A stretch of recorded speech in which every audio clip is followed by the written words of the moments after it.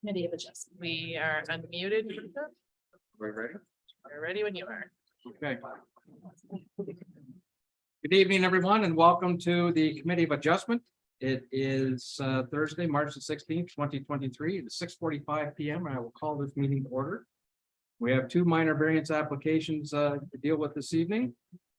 But before we get into that, I'm going to remind the panel of any disclosures of pecuniary interest and the general nature thereof. I see none, which brings us to the first application, which is the minor variance application A0123 Blatz for 12 Elizabeth Street, Grace Court Mobile Home Park regarding a mobile home placement.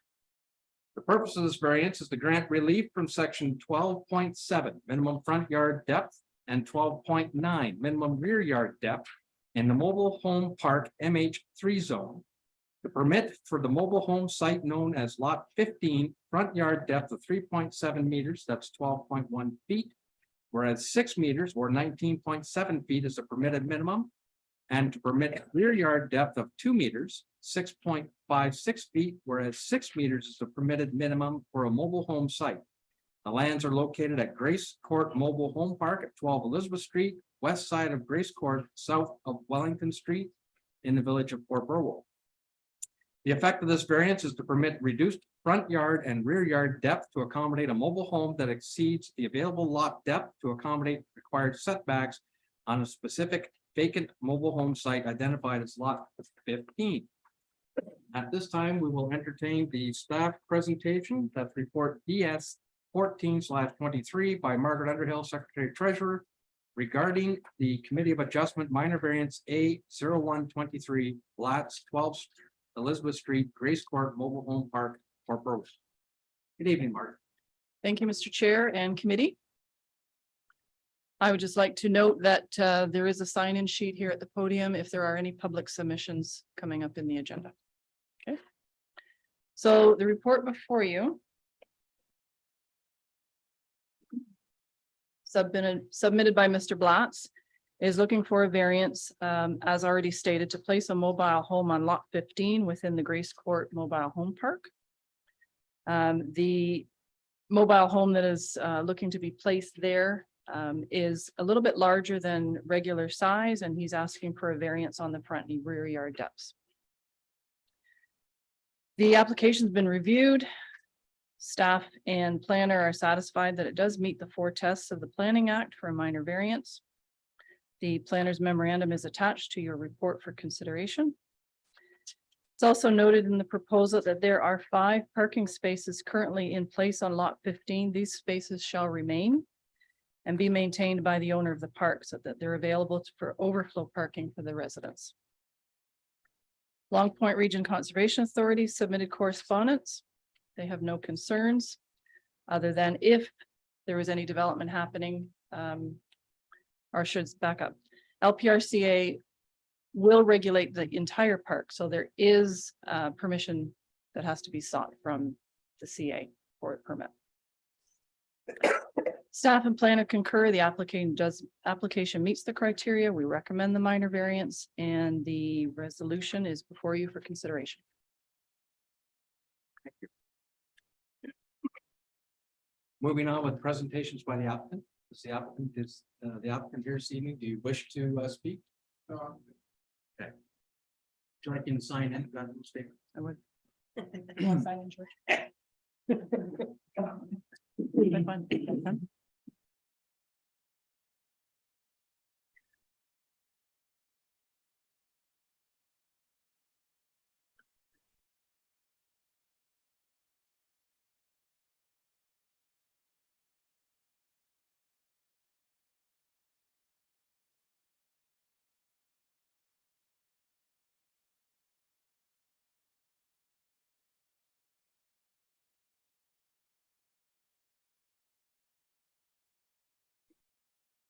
Okay, we'll move on with any public submissions. Does anyone wish to speak on this particular application?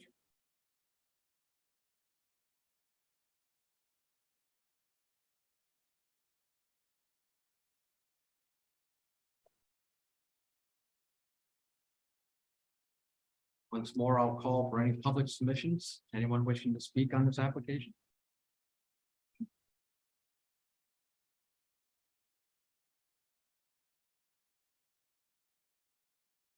I'll open it up now for committee questions and discussion. Does anyone have any questions for either the applicant or staff? Or any discussion points?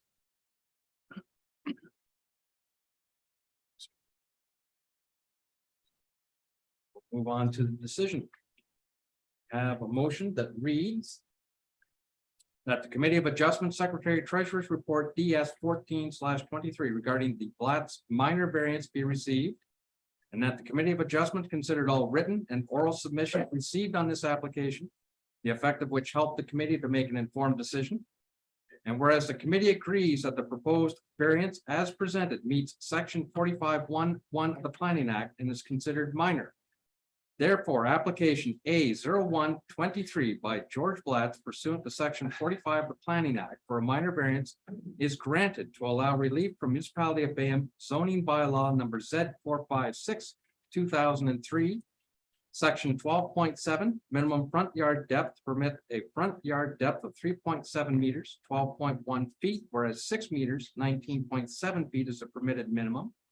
And section 12.9, rear yard depth to permit a rear yard depth of 2 meters, 6.56 feet, whereas 6 meters is the permitted minimum for a mobile home site, subject to number 1, the owner maintain a minimum 5 visitor parking spaces for the mobile home park on the north side of lot 15. Number 2, that the owner obtain permission from the Long Point Region Conservation Authority for development permission within a regulated area. I need a mover and seconder for that. Committee member Weiser will move and committee member Chilcott will second. All in favor? That is carried. Yep. Move for adjournment. That the Committee of Adjustment hearing for consideration of minor variance application A01/23 be adjourned at 6:52 p.m. And that in accordance with the regulations of the Planning Act, notices of decision be circulated by the Secretary Treasurer accordingly. So I need a mover and seconder. Committee member Emerson and committee member Froese will second. All in favor? That is carried. So I will next call application B, which would be A-02/23, and call the meeting to order at 6:53 p.m. Again, remind the panel of any disclosures of pecuniary interest in the general nature thereof. See none noted. We're dealing with minor variance application A-02/23 Pros at 55210-55248 Maple Grove line regarding a supplementary farm dwelling. The purpose of the variance is to permit the placement of one temporary portable trailer on the subject lands for a purpose of supplementary farm dwelling accommodations. The subject lands are located at 55210 Maple Grove line, north side, west of Sandytown Road. The effect of this variance will be to allow the permitted use of a supplementary farm dwelling in accordance to the supplementary farm dwelling policies of the Bayham official plan in the form of one trailer with a maximum floor area of 58.5 square meters, 630 square feet, and to accommodate a maximum of 5 seasonal temporary workers on the subject lands. And at this time, we will hear the staff report. That's report DS-15/23 by Margaret Underhill, Secretary Treasurer, regarding the Committee of Adjustment minor variance A-02/23 Froze 55210-55248 Maple Grove line. Mark, please. Thank you, Mr. Chair. So as stated, the purpose of the variance is to permit a supplementary farm dwelling in the form of a temporary portable trailer, mobile home. The effect would be to allow this to house supplementary farm dwelling laborers, which are seasonal laborers for the time frame of April 1st to November 30th. The application's been reviewed by staff and planner. It meets the 4 tests. Long Point Region Conservation Authority was also circulated. And they provided comment that the area of the mobile home is outside of the regulated area, so the permission is not required. The application meets the criteria. We're recommending minor variance to accommodate the placement of the temporary portable trailer. Mr. and Mrs. Froese are looking to accommodate a maximum of 5 seasonal farm laborers. This minor variance is also subject to a development agreement, which is our standard process. We will be executing that in the next meeting or the one after. We will bring that development agreement back for council's consideration. So I will leave it at that, Mr. Chair, for any questions from the committee. Thank you. I note the applicant is present this evening. Does the applicant wish to speak to this issue? No, thank you, Mr. Mayor. Likewise, would you like to sign in with that comment? Absolutely.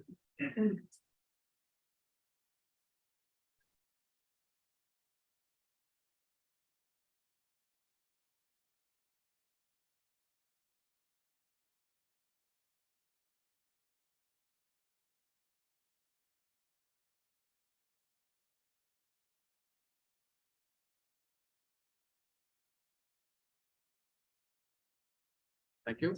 Are there any public submissions? Does anyone wish to speak to this application?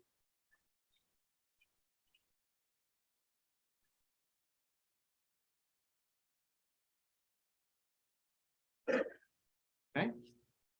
Committee questions and discussion?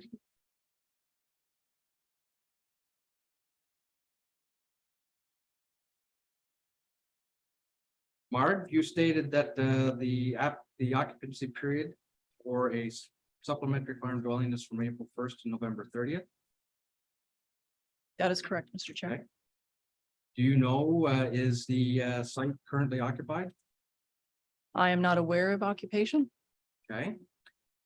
Third question then, if the site is occupied when it's not supposed to be, what action can the municipality take? Municipality bylaw enforcement would have to take action. Okay, thank you.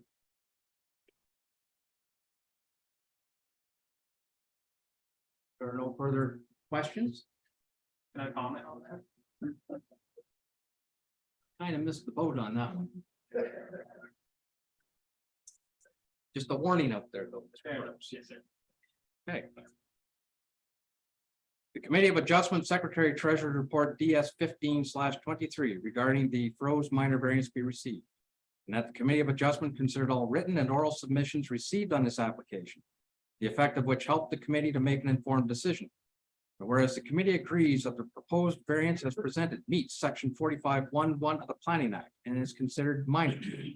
Therefore, the application A-02/23 by Jesse and Sarah Froese pursuant to section 45 of the Planning Act or a minor variance is granted to allow relief from Municipality of Bayham zoning bylaw Z 456/2003, section 5.2 permitted uses, to permit a maximum of 1 supplementary farm dwelling in the form of a temporary portable trailer with a maximum floor area of 58.5 square meters, 630 square feet, to accommodate a maximum of 5 seasonal farm laborers at 55210, 55248 Maple Grove Line, subject to the owner applicant entering into a development agreement with the municipality.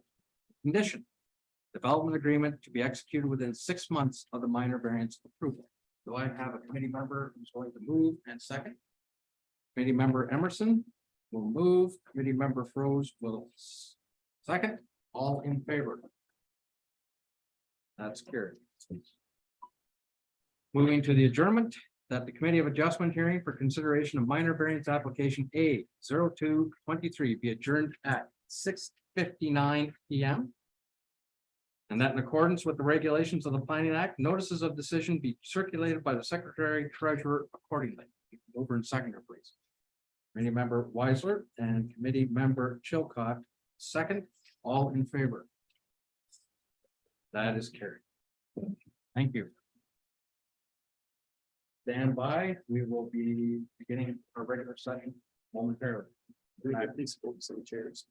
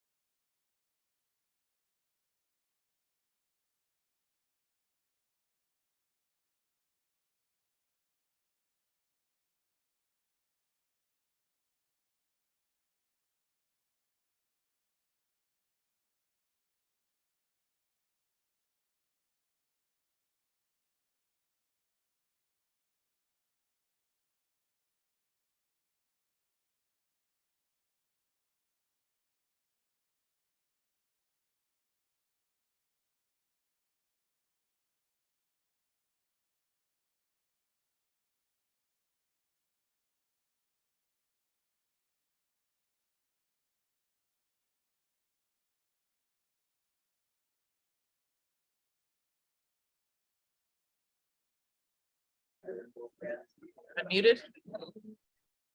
Good evening, everyone, and welcome to the regular session of council. It is Thursday, March 16th, 2023, 7 p.m.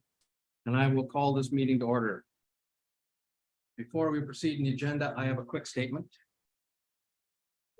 It has been covered in the media and it has been a trying week for the municipalities across Elgin County.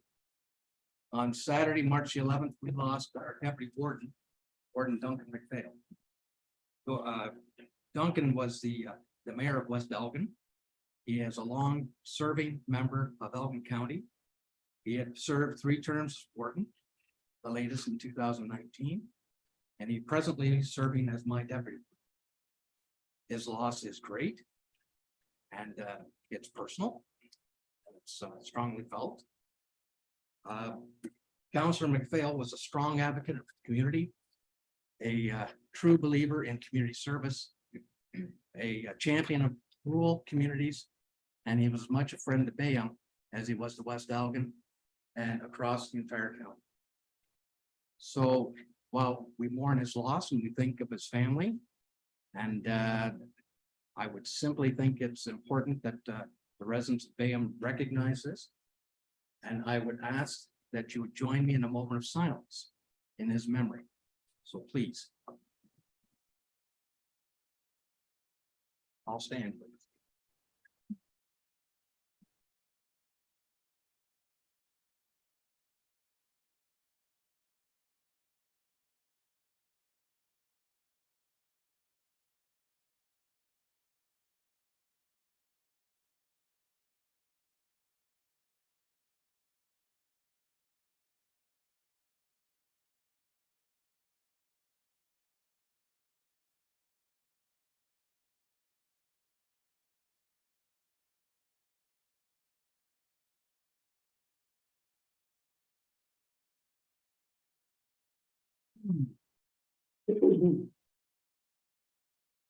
I would remind council members of any disclosure of pecuniary interest in the general nature thereof. See that there's none. A review of items not listed on the agenda. We have none. Announcements for this evening. Any council member have anything to announce? Councillor Chilcott. Thank you. The Port Burwell Trinity Anglican Church will be hosting a food handlers course on April 17th from 9 a.m. to 4 p.m. The cost is $62.15 per person. They need a minimum number of people in order to proceed. So if you are interested, please call 519-550-0849 for more information. Also, tomorrow night is the St. Patty's Day dance. Here it starts at 8 o'clock. Bring your green. Thank you. Any other announcements from council members? Okay, I would like to remind residents that committee applications or applications for committee service are still being accepted for another week. And that if you have any interest in serving on the committee council, please get your application in. And thirdly, I believe we still have some time left to register for the first bulk waste pickup. That registration closes on the 21st, that'd be Tuesday. So if you have some large items that you wish to dispose of, take advantage of the program. Get in contact with the office. It's a minimal fee, but it's a great way to get the stuff off our roadways and off our ditches. All right. This evening, we have a presentation. We have the Port Burwell Fire Association regarding items obtained from the wind farm grant. And it's my pleasure to welcome you here this evening. Yeah. Hi, I'm Drew Beach. I'm the president of the Fire Association in Port Burwell. So recently we had actually 2 donations, one from the wind farm and then another donation from the Swans. So with that donation, we were able to purchase 2 different items. I'll start with this one here because it's sort of the coolest. You probably can't hear me if I go away. He'll get Urbana white. So these are suppression grenades. It sounds bad, but they're fantastic. What it allows us to do is if we have a room that is on fire and in an enclosed room, we can actually throw that in and poof, the fire's gone. So what this allows us to do is fight fires a lot faster and hopefully get fire under control as quick as possible. So we actually were able to purchase 3 sets of these. So one is for Station 2 up here in Stratfordville. We have one down in Port Burwell, and the chief, Harry, carries one in his truck. And our second item we were able to purchase with those generous donations is a sonar whole backpack equipment set.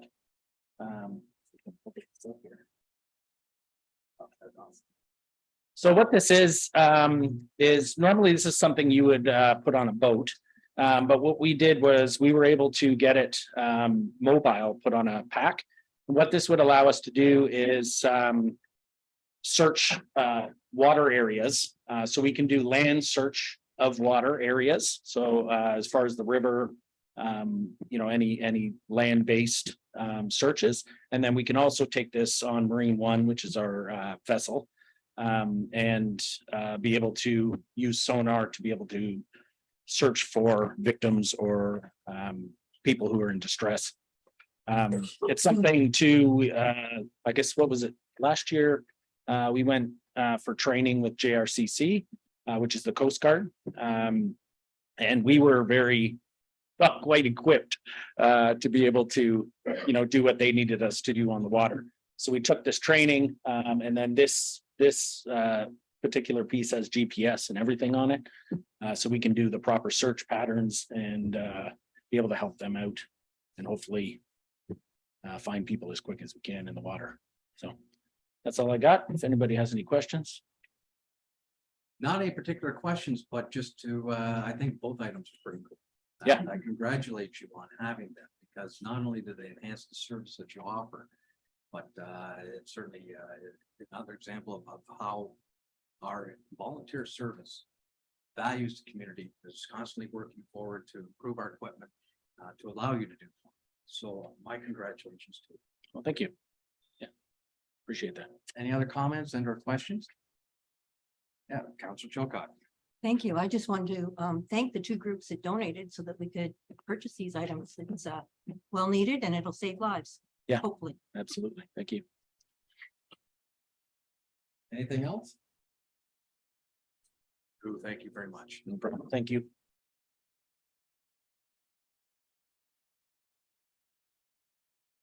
We have no delegations this evening. We move on to section.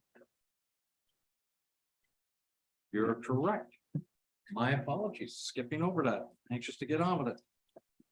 We have a motion that reads that the presentation from the Port Burwell Fire Association regarding items obtained from wind farm grant to be received for information. You're willing to move that, Councilor Chilcott? And Councilor Froese will second. All in favor? That's carried. Thank you. Now we'll move on with the adoption of the minutes. The regular council meeting held March the 2nd, 2023. Everyone has had an opportunity to peruse those minutes. Are there any errors? Okay. I need a mover and a seconder for the following, that the minutes from the regular council meeting held March the 2nd, 2023 be approved as presented. Councilor Emerson will move, Deputy Mayor Weiser will second. All in favor? That is carried. Section 8, motions and notice of motion. Deputy Mayor Weiser regarding Bill 5, Stopping Harassment and Abuse of Local Leaders Act. Do you wish to speak to this, or shall we just put the motion on the floor? I do have some notes, Mr. Mayor. Let me speak to it, I guess. We need a seconder to before we do that. Obviously, you're going to move this. Correct. All right. Is anyone interested in seconding? Councilor Chilcott. Now. Have at it. Thank you. Through you, Mr. Mayor. To council. The issue at hand here is that municipally elected leaders do not have an appropriate accountability structure when it comes to perpetrating violence and harassment in the workplace. So in fact, if a claim is substantiated, no matter the severity, the maximum penalty that can be imposed is 3 months without pay. The counselor then retains their position, returns to the workplace, and is able to seek re-election. And this differs from any other workplace in the province, where not only are workers mandated to have violence and harassment in the workplace policies through Bill 168, these policies outline consequences for severe violations that include termination. Enter Bill 5. So I've just to give you a brief history of the bill. Bill 5 is a private member's bill. Private members' bills often struggle to get passed. They typically deal with matters of public interest. So with respect to this specific bill, it received all party support. So I think that's really important to understand. It did receive all party support. It was first introduced as Bill 260, and then the legislature was prorogued when we had the federal election. So it was reintroduced as Bill 10, but died again when the provincial election was called. So it has since been introduced as Bill 5, and it is slated for a second reading May of this year. This bill really needs support from every avenue. We need it to become law. And so far, we have over 22 municipalities and cities that have supported the bill publicly, and that number is growing. So with respect to the bill, there's 3 primary components. It requires counselors to comply with the workplace violence and harassment policies of the municipalities that they represent. And it permits municipalities to direct their integrity commissioner to apply to the court to vacate a member's seat for failing to comply with the municipality's workplace violence and harassment policies. And it restricts counselors whose seat has been vacated from seeking immediate subsequent re-election. So the motion is before you, council, and I am seeking support. Thank you, Deputy Mayor. I think it's important enough to stress again that this does not empower the integrity commissioner the ability to carte blanche remove a city councillor. But what it does is give them the ability or avenue to apply to a superior court in order to see that justice is done. So it's up to, it has to be proven in court and tested in court. So this isn't a witch hunt per se, it's just a mechanism to further, I would say, put municipal councils on the same level as any other workplace. I don't see any problem with it personally.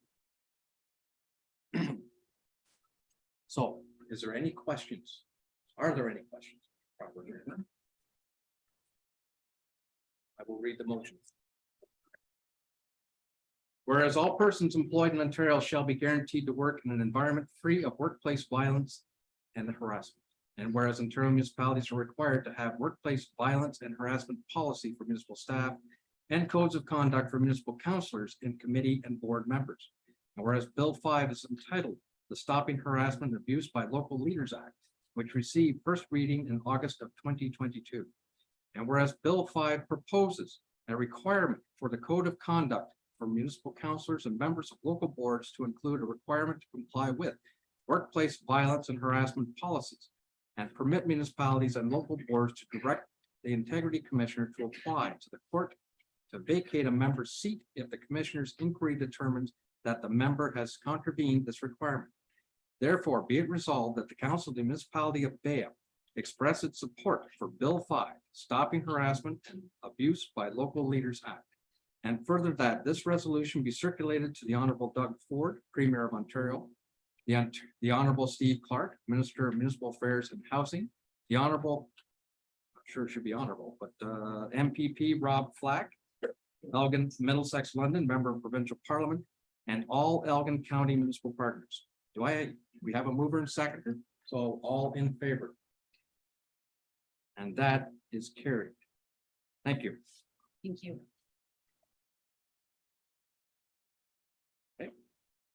Section 9, open forum. I understand we have 2 members of the public to speak regarding section 13(2)B comments.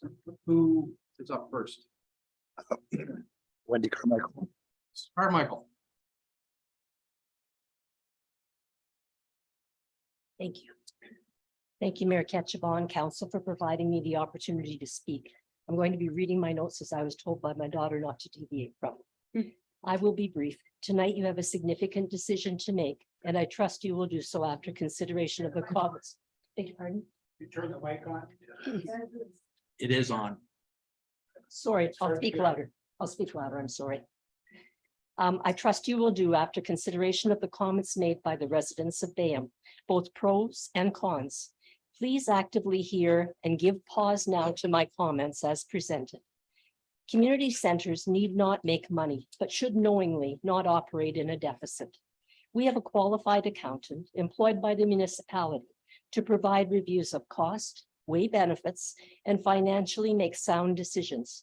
I asked the council if they have charged Mr. James with this task, and has he expressed confidence in the decision to move forward with the build of all that was identified in the grant, keeping in mind that Bayham's population has in fact decreased from 7,396 in 2016 to 7,096 in 2021. The mean average income remains low at 54,700 per household. Homes for sale are currently not selling at the rates they were a few months ago, in part due to increased interest rates and inflation, which ill affords families to have extra money for a meal and an activity. Increasing cost of food is costing out at $25 to $40 for a 3 to 4 course meal. This makes the cost of dinners at the halls costing the majority of the ticket price, leaving very little for profit. We have large churches of varied faiths to meet the needs of the 5,320 Christians identified throughout Bayham. So their dependence on the community center for a large recreational space is limited, since many have their own halls and kitchens. People are reluctant to drive after consuming alcohol at functions, reducing the sale of alcohol beverages and decreasing bar profits. Hotels and motels are 15 minutes away, so lack of availability of safe accommodation near the hall contributes to reluctance of people renting halls for weddings. Volunteerism is at an all-time low, necessitating the cancellation of previous regularly scheduled functions. Another epidemic, which is at some point inevitable, will further closure of the halls and the end of income for a period of time.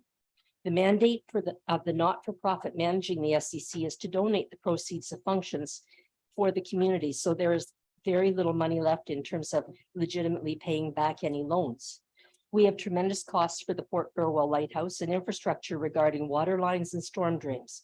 This is where the focus should be, since the kitchen currently functions at the SCC to meet the needs of the community functions they have been able to offer over the past year. Wendy, could you wrap this up? I sure can. I sure can. Please bear with me that I had an interruption. I already have. Okay, kitchen services and meals will not support the costs related to the building of the new kitchen or food booth. A food cart delivering in the ball games would be sufficient to provide what they need. According to Maslow's hierarchy of needs, and as people know, Maslow's hierarchy of needs simply identifies what every human being needs. And the first one is physiological. Without that, we can't possibly have the rest. So what I'm suggesting is we need to focus on the infrastructure, the water lines, the lighthouse, and all of that. And my last comment, as per Gene Roddenberry, and presented by Dr. Spock so eloquently in 1982, the needs of the many outweigh the needs of the few. Thank you. Thank you.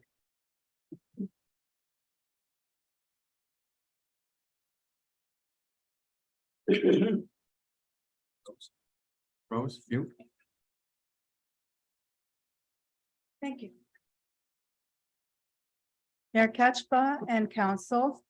In 2019, Bayham owned 2 community centers, the SCC and the VLCC. I'm not sure if there was a comparative study done on the 2 community centers to discover the costs of necessary repairs and upgrades, because there is no information on the SCC, but council determined that spending $500,000 to repair the VLCC was excessive. An application was submitted for an ICIP grant for the expansion and renovation of the SCC, and the VLCC was sold. The grant was awarded. Of the $2 million anticipated cost for the SCC project, the municipal portion was $534,000. In February 2022, despite public input, concerns, and recommendations, council decided to move forward with the project. Today, Bayham's share of the cost has already ballooned to almost $900,000, and the job hasn't even started. We have no idea of what the final amount will be once the job is done. Is the expansion and renovation of the SCC really necessary at this time? Can we still afford this project? It's imperative that any money spent on one project does not jeopardize other projects. Since 2029, a lot has changed. The Port Burwell Lighthouse, the proud symbol that appears on Bayham's logo, is hobbled and inaccessible. It needs to be brought back to life. That's just one of the many projects that require attention now. Sidewalks and water lines need to be replaced throughout the municipality, and I won't even mention the sub. I trust that council will put a lot of thought into our current needs and priorities before making a final decision. I asked the council cancel the SCC project and return the ICIP grant or make the project more affordable. Thank you for your time and consideration.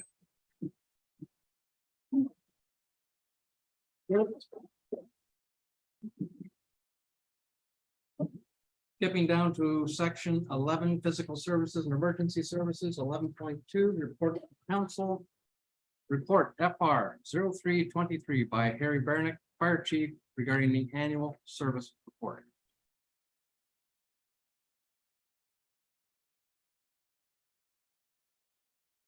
Thank you, Worship, Council. Thank you for hearing me tonight. Tonight is the annual 2022 summary for the Bayham Fire and Emergency Services. This was the year that we returned from post-COVID operations and back to somewhat normal operations. The calls for service were slightly down from basically 202 the previous year to 179. However, that still kept us above the 10-year average of 173, which would be 173 calls.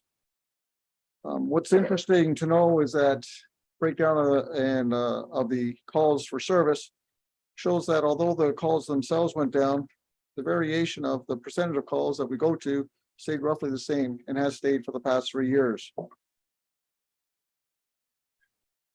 Also, that what was interesting is that the comparison between the two stations, Port Burwell and Stratfordville Station, it's almost a 50-50 split as far as the number of calls they're both responding to. Again, a breakdown of each individual station shows that there's not much change in the calls that they were responding to. Stratfordville had a couple of more accidents than they did the year before. They responded to, and there were more medical calls, slightly some more medical calls in the Port Burwell area. What was very interesting in going over the statistics was the fact that the number of structure fires decreased dramatically in 22 from 2021. Went from 10 in 2021 to down to 3. And of those 3, only one was a significant fire. The other 2 were caught in the pre-fire stage, and we were able to limit any damage from those other 2.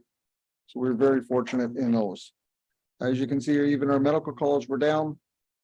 Our MVCs were also slightly down from the year before. Public hazards remained constant. Like the year before, we had extreme storms come through. They're very short, but they're very powerful.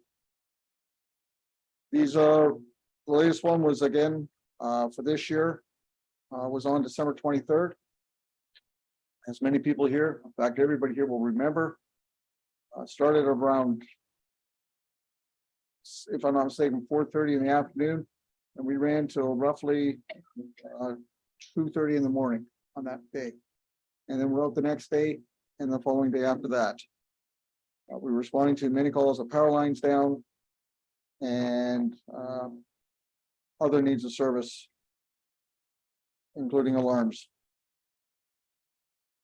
The other major incident we had was an overdue vessel that came out from the Port Will Harbor and was not seen.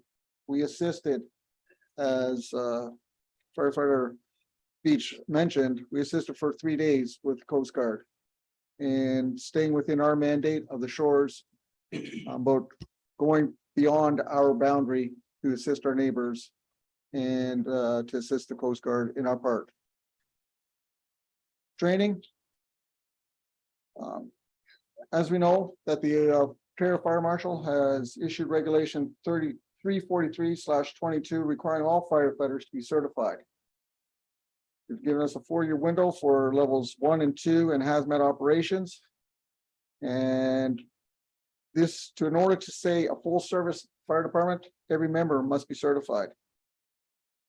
Fortunately, those that were grandfathered in 2015 and 2018 will remain as certified. They do not have to recertify. However, we did have a modest group of firefighters that went through a joint training program with another county's training center. And those are the people that I have to concentrate in making sure that they get certified. And also in 2022, as firefighter Beach mentioned, 4 members of the department attended a joint Coast Guard and Coast Guard operations. It was first a desktop exercise and includes Central Elgin Fire Department, OPP, Coast Guard Auxiliary, and ourselves. After which was followed by a on the water exercise on Lake Erie in June.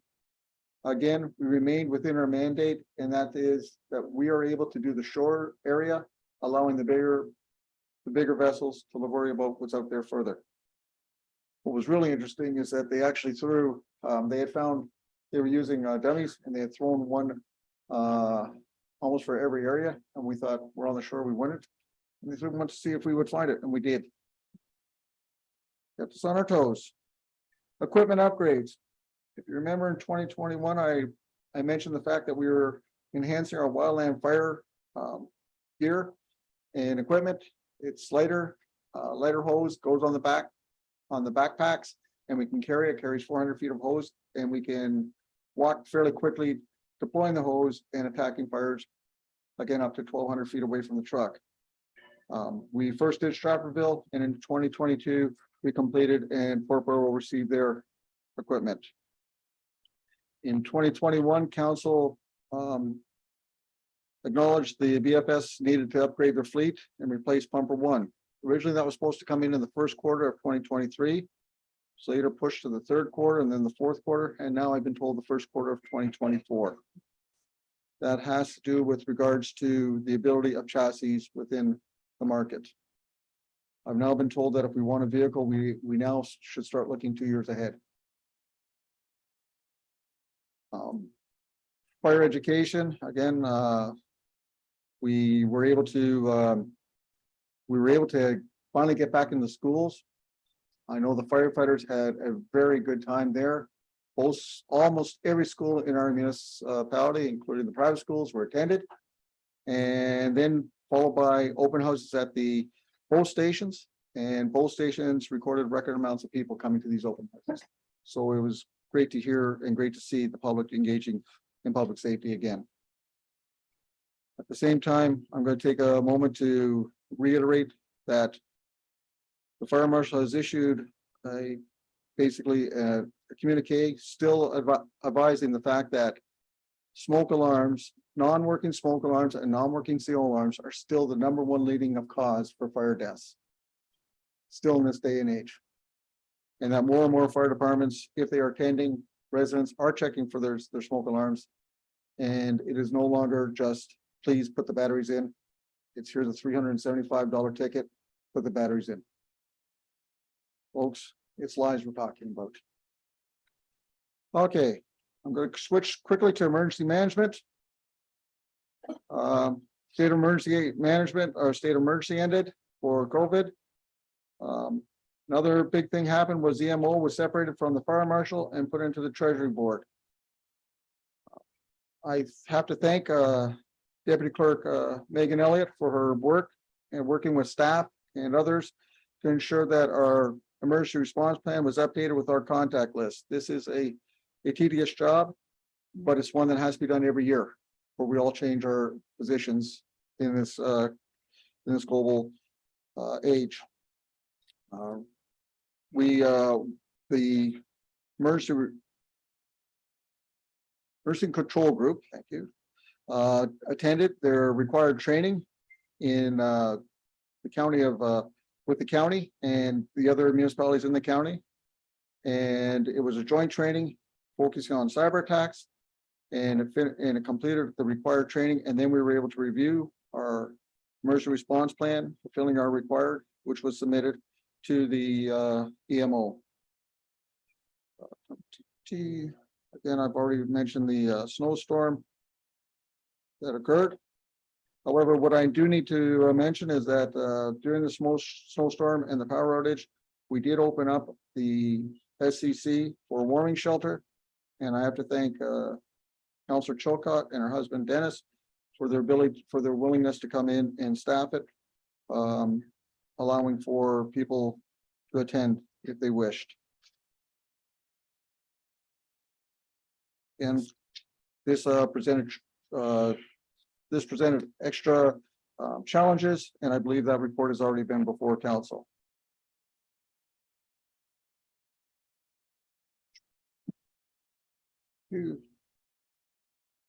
Okay, the budget. In the budget, we had some fairly good news. We exceeded our revenues that we projected by almost 300% in collecting collection of service charges, which mainly responded to accidents. We further, because the calls were not as great, the remuneration to the fire department, the firefighters, was not as high as what the amount was budgeted for. Communications was slightly higher, and that was mainly, if I recall, was replacement of batteries in all the towers. That was roughly a $74,000 project, I believe. We pay our share, and it is a joint project with every other municipality in the county. Vehicle maintenance was also over budget, and one of the major reasons was the replacement of tires. Our the dealer that looks after our safeties has advised that no tire will be allowed to be on a truck more than 10 years. On that 10 years, they must be replaced, whether they have 10 kilometers or 200,000 kilometers. That is from their insurance company, and that's what's driving that. $1,000 a tire, $6,000 a truck, or $8,000 a truck. So, or $10,000 for the big truck. Okay. Conclusion. In the year of, with regards to, in the year 2021, I reported that a firefighter had injured his ankle, had fractured it, and undergone 2 surgeries since his injury. Since then, he is still on a WSIB claim for us. The year also in 2022, District Chief Thomas Millard retired, and Captain Kevin Baker was promoted to the position of District Chief. We also held an awards night, which most councillors were grateful that they attended, and part of that was again to celebrate District Chief Millard's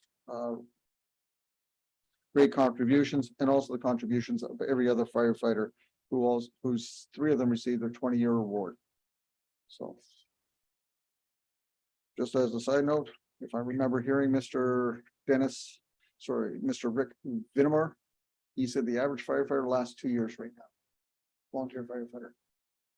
So we have 20, 40-year firefighters and 1 55-year firefighter. We had a recruiting drive, and this year we have right now 6 probationary firefighters. 4 of them are in that class with the RTC, which is our regional training school in Middlesex and Elgin County Regional Training School, and they're going through the course right now. When they graduate, they will be, and they pass their test, they will be fully qualified as firefighters, level 1, level 2, and hazmat ops. If you recall, we did a flow study. You allowed for a capital project of a flow study, which was completed.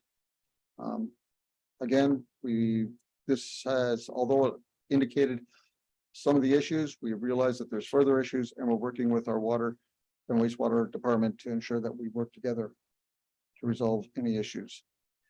I have to say to council that you also granted me money under our capital budget for some dry hydrants. Originally, there was a belief that Public Works would have the ability to do this, but I've been informed that they do not. And I assure council that this will become a top priority for myself to get this done and over with and get some of those dry hydrants up in the north end as required. The nice news again is the Elgin County Fire Chiefs get along, their association, and we all get along. We're getting along very well. It's showing benefits. We've now opened up again for our mutual aid meetings, which is for firefighters to come together throughout the county and listen to speakers and get educated, besides the training that they receive at each station. Further, there is cost scales of economy. We have entered into sharing stationware with regards to our recruits. They all got measured up while they're in their RTC, and we're all getting the same gear. And our bunker gear, we share our cost in bunker gear. If you get 20, I believe if you are able to get a package of 20 gear or more, it's 10%. And bunker gear, when I first started, was roughly $1,600. Right now it's at $2,300 and going up. And finally, on a personal note, one more item, and that is electric vehicles and lithium batteries. This is becoming a concern in 2022 and continues to drive. I recently attended the Southwest trade show, and they had also a lecture with regards to electric vehicles. And as the one speaker said, we have brought this product into this world. We have had absolutely no training for the fire departments to deal with this problem, and it is a legitimate problem. I can advise council that when these fires take place, they release a very toxic gas, and I mean very toxic, that can harm somebody very quickly. And this is not just electric vehicles. This also includes, and we've had a few in, I believe they've had a few in London and a couple in Toronto. This includes lithium battery bikes that are kept charged in. What they're asking is that if you are not home, do not leave your lithium batteries charged in. There is a chance they could overload, especially ones that have batteries that are from, I'm going to say, other countries that do not have the same standards as we do. I am on the 25th myself, and 3 other firefighters are attending GM. We're going to host a seminar on 25th of May. We're going to host a seminar on electric vehicles, so we can bring back further education to our fire department. On a personal note, in August 22, 2022, I was a member of the Ontario Association of Fire Chiefs Health and Safety Committee, and I was selected to attain a seat on the Section 21 committee with the Ontario government, which on Section 21 committee is under the Occupational Health and Safety Act. Certain occupations, because of the nature and their expertise, have a Section 21 committee which meet together with experts, and they can discuss health and safety issues. The Minister of Labor, Training and Skills Development has attended our meetings. At the last meeting, I actually had for the first time in, I was told, 7 years, police, fire, and paramedics were all together. All the Section 21 committees were together, and the minister was there, and we were able to discuss some issues that go beyond just one service and responses. And that includes such things, something simple as highway traffic act ones, or highway responses when we're on the highway and who needs to do what. It was a very well venture. In December, I received my formal welcome to the committee from the minister. He phoned me when I was on vacation down south, and he welcomed me into the committee, which I'm honored to sit on. My priorities, I'm just going to go over for 2023. I'm just going to go over a couple of them. Mandatory certifications, we're going to continue to drive on that and expand on that. Our associations, we're going to continue to develop them. We belong to the Ontario Municipal Fire Prevention Association, we belong to the Ontario Association of firefighter training officers and Canadian and National Fire Investigation Association. Although they at times, people can say that that is money not well spent, I can assure you with the people that you meet, the information you receive and the education you receive is well worth the association fees. Review of the our operating guidelines. This is a constant review. It has been very limited to this time. However, I'm hoping very shortly I'll have extra time that I'll be able to really delve into these and make sure they're up to date with regards to ensure that both the fire department and the municipality are protected. Emergency management, we're working with staff again to continue to promote our ability to get our message out to the people.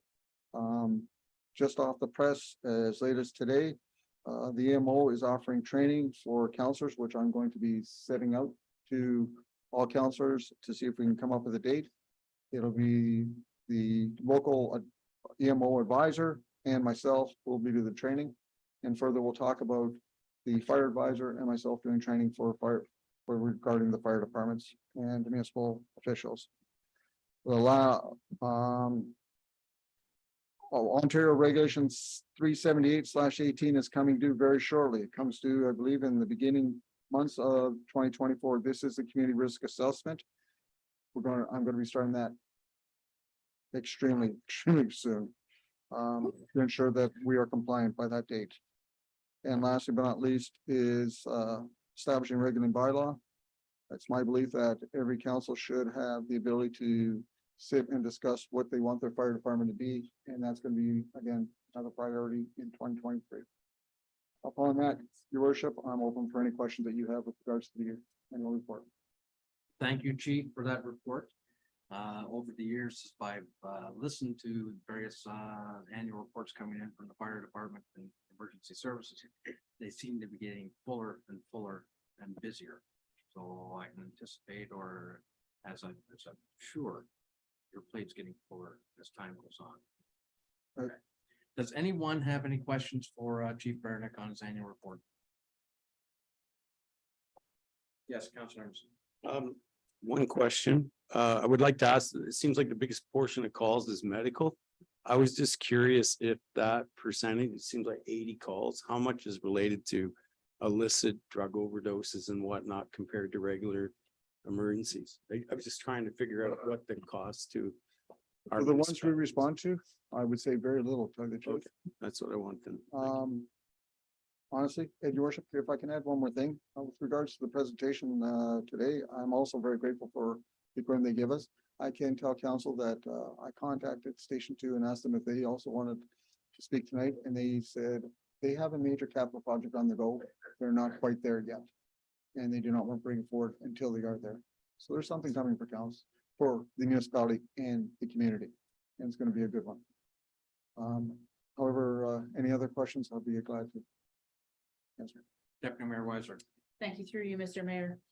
I was looking for it in the report, Harry, and I couldn't find it. I just wonder how many firefighters does Bayham have? How many are in each station? Right now, we're roughly at 17 firefighters in the South Station, and I believe it's around 24 in Shackleville, 24, 25. Supplementary, Mr. Please. Thank you. And of those firefighters, how many are fully certified at this time? I do not have that information, but off the top of my head, I'm saying we're close to 75 to 80%. Great. We're very good there, but we still got some work to do. I won't be happy until 100% of us are done. Thank you. Any additional questions? Thank you, Chief. Thank you. Motion reads a report FR 0323 regarding the 2022 annual fire and emergency services report be received for information. Need a mover and seconder, please. Councilor Emerson will move, Councilor Crowes will second. All in favor? That's carried. Section 12, Development Services, Sustainability and Conservation, 12.1 correspondence, 12.11 to receive for information. Item A, Notice of public meeting for a proposed minor variance A 0123 12 Elizabeth Street, flats. Item B, notice of public meeting for a proposed minor variance A 02/23 55210 Maple Grove line roads. The motion would read, unless there are questions, that items 12.1.1 A and B be received for information. So I need a mover and seconder. Councillor Chilcott will move and Deputy Mayor Weiser will second. All in favor? Carried. 12.2 reports to council. We have report BS 13/23 by Margaret Underhill, Planning Coordinator, Deputy Clerk, regarding consent application E4-23 Underhill R&L. Mark. Good evening, council and your worship. Report before you is for consent application E4-23 for Underhill, Randy and Linda. The application was received proposing to sever a surplus farm dwelling from a parcel located on Vienna line. The application will go to Elgin Land Division Committee on March 22nd. Attached to the report is the planner's memorandum dated March the 9th, providing an analysis of the application against the Elgin County Official Plan, the Planning Act, Municipality of Bayham Official Plan, and our zoning bylaw. The memorandum does explain why the proposal does not appear to be in conformity to the Elgin County OP policy or Planning Act, specific section 51, clause 24, and not in conformity to the Bayham OP, section 2.1.7.2. Property does contain a dwelling, a mobile home, and a Quonset building. The existing mobile home was placed on the property several years ago to house seasonal farm workers. The mobile home and supplementary farm dwelling use are not permitted uses on a rural residential lot, which is what this would be zoned to once a severance was granted, with rezoning as a condition. One condition of the consent would be to require the removal of that mobile home because it would no longer serve a purpose of a supplementary farm dwelling on a rural residential lot. One additional point to highlight is the proposed lot size does not conform to the official plan policies for surplus farm dwellings, where the lot is not to be larger than necessary to accommodate private water and sewer services. The severed parcel is proposed to be larger than necessary in order to include the oversized Quonset building that exists at 4.5 times the permitted size on a rural residential zoned property. It is recommended that the oversized barn that appears to be in somewhat of disrepair be removed and the proposed lot area be reduced to approximately 0.4 hectares to be in conformity to the official plan. The listed recommended conditions include the requirement to remove the mobile home, remove the oversized accessory building, to reduce the size of the severed lot to be in conformity with the OP, to rezone both the severed parcel with site-specific regulations and the retained parcel to prohibit new dwellings, as well as our other standard conditions for a surplus dwelling proposal. Should council wish to support the proposed size of the severed parcel and the retention of the oversized accessory building with the severed residential lot, there would be additional conditions recommended, including that the applicant obtain site-specific rural residential zoning permission to allow for the maximum existing accessory building floor area of approximately 431 square meters, and to prohibit the keeping of livestock. Staff and planner recommend council support of the application with the listed conditions in the recommendation for the creation of a surplus farm dwelling. And I provide to you, your worship, I'm here for any questions. Thank you for that report, Mark. Staff and, excuse me, council members have any questions for staff?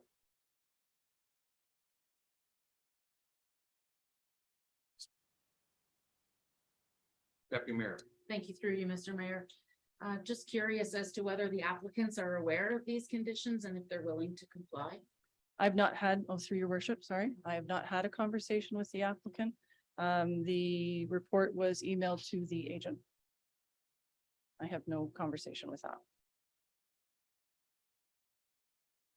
Anything further? So, excuse me.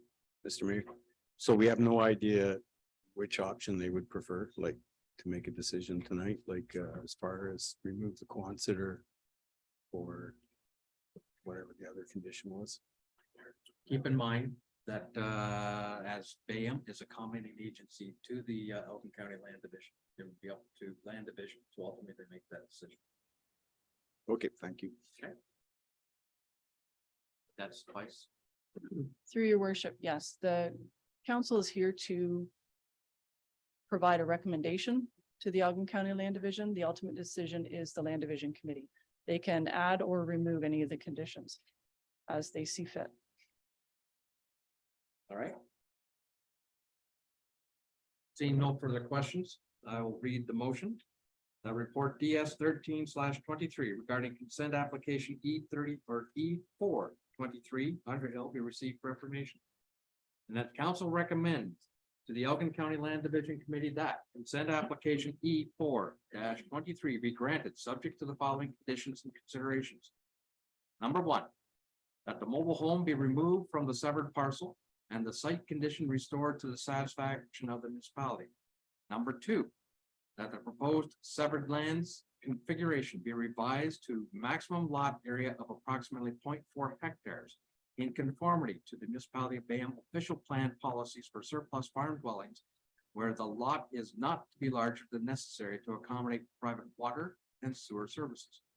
Number three, that the oversized accessory Quonset hut building barn be removed completely and all debris removed and the site restored to the satisfaction of the municipality.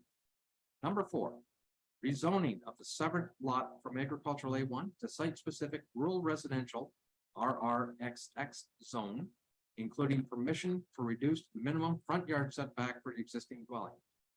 Number five, rezoning of the retained lands from agricultural A1 to special agricultural A2 to prohibit new dwellings.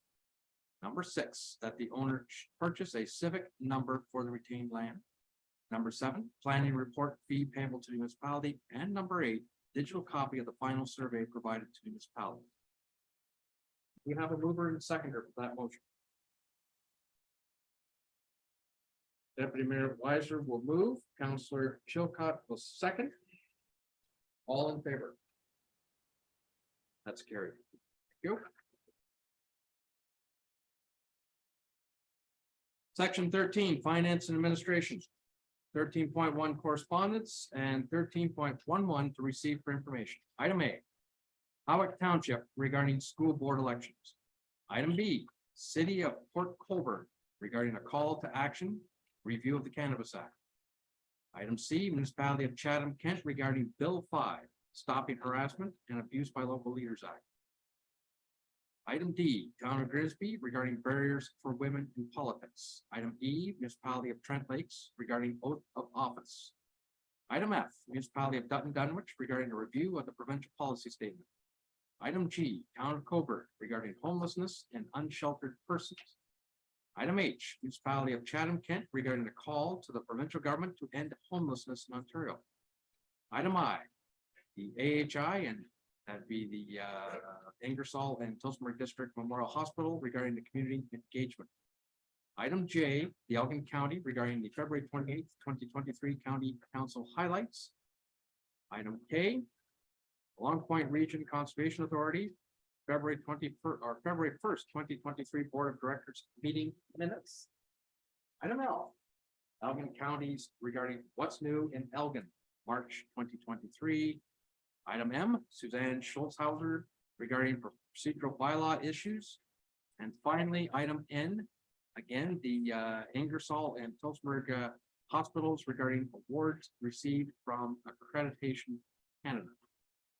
Does anyone have any wish to bring attention to or ask or support or ask questions on any of these correspondence?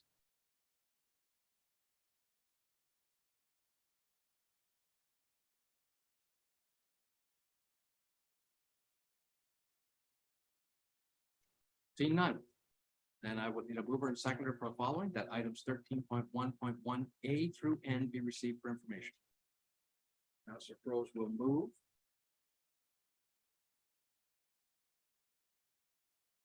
Counselor Chilcott will second. All in favor? That is carried. Thank you. 13.2 reports to council. Report CL 0423 by Megan Elliott, Deputy Clerk, regarding updates to procedural bylaw. Megan, please. Thank you, your worship. Through you to council, municipal councils are required to pass a bylaw to govern the calling, place, and proceedings of their meetings. These bylaws are commonly referred to as the procedural bylaw. Bayham's procedural bylaw included some language surrounding the procedures for committees, and staff wanted to further expand this from previous language in the committee policy to all be in one document as discussed at the February 16th regular meeting of council. Notice was issued on March 2nd in accordance with Bayham's notice bylaw that the noted changes to the procedural bylaw would be considered tonight for possible enactment. The report before you outlines the changes made. Overall language was updated to be consistent where needing to speak to both council meetings and committee meetings. New sections were added and some sections were moved to more appropriate spots. And as noted in the procedural bylaw update notice, previous amendments to the procedural bylaw have been consolidated. So attached to the report is the new procedural bylaw, and this would repeal 2022-003 if you wish to pass as presented. And if you have any questions, Thomas and I are available. Thank you for that, Megan. Does anyone have any questions regarding the updates to the procedural bylaw? Any concerns?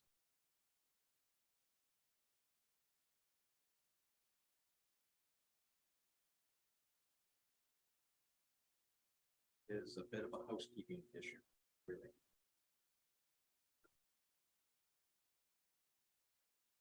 Okay. You have a question, concern, Councilor Chilcott? I can't find the spot. One moment. Basically, it had to do with summaries of items submitted. That the items would be submitted and added to the agenda. I just wanted to clarify that is that an and or may? It'd be helpful if you knew which Yeah, I section know, we're talking about. Sorry. So through your worship, I do know that that is part of the correspondence of regular council agenda. Just have to try and pull it up in front of myself here if it's a shall or may. I just feel it should be a may, because paraphrasing for other people can cause more problems, and it should be presented as they submit it. And on that as well, through you, your worship, council may direct staff to make further changes if they wish through the conversation and a motion this evening. If we do go that route, just know that we would have to issue notice again and do the whole process sort of thing, but that's council's. Are we referring to section 6.9? Right, I should have written it down.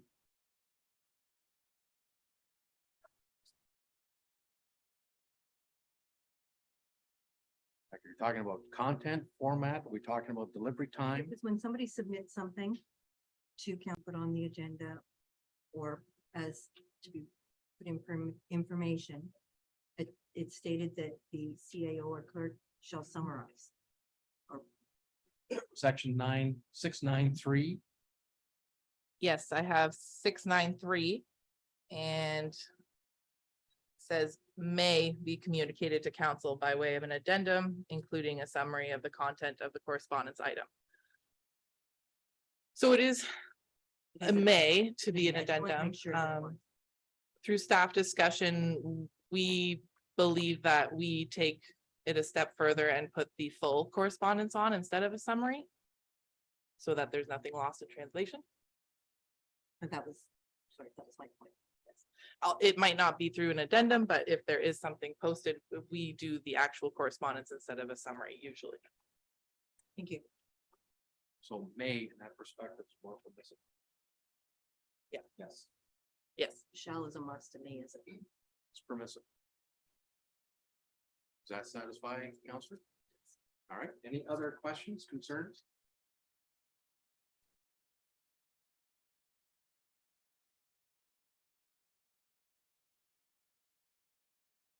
Okay. do have a resolution that reads a report CL 0423 regarding updates to procedural bylaw been received for information. And that the bylaw be brought forward to adopt as presented. Need a mover and seconder. Counselor Chilcott will move. Counselor Froze will second. All in favor? That's carried. Thank you. Item B, report CL 0523 by Megan Elliott, Deputy Clerk, regarding municipal assistance request. Megan, please. Thank you, your worship. If I can just request for one moment, CEO Thayer, do you have the live stream on your end? On my Zoom here, it's saying preparing. Do we know if it's still going? Okay, thank you. I just wanted to confirm. I don't have it on mine. Sorry, your worship. Thank you. To council, a special event request was submitted after the general deadline for organizations to request municipal assistance. The Beach Fest Committee submitted a request for their Port Farewell Santa Claus Parade. They are requesting road closures and staff to administer the road closure. The approval motion is before you, recommending approval subject to proof of insurance. Also, council should note that this committee is planning their typical Beach Fest fireworks on the August long weekend, but they will work directly with the fire chief for the approvals for that, since it isn't the bigger festival as was done in the past. So for tonight, the approvals before you for the parade, and we're here for any questions. Thank you, Megan. Any concerns? Any questions?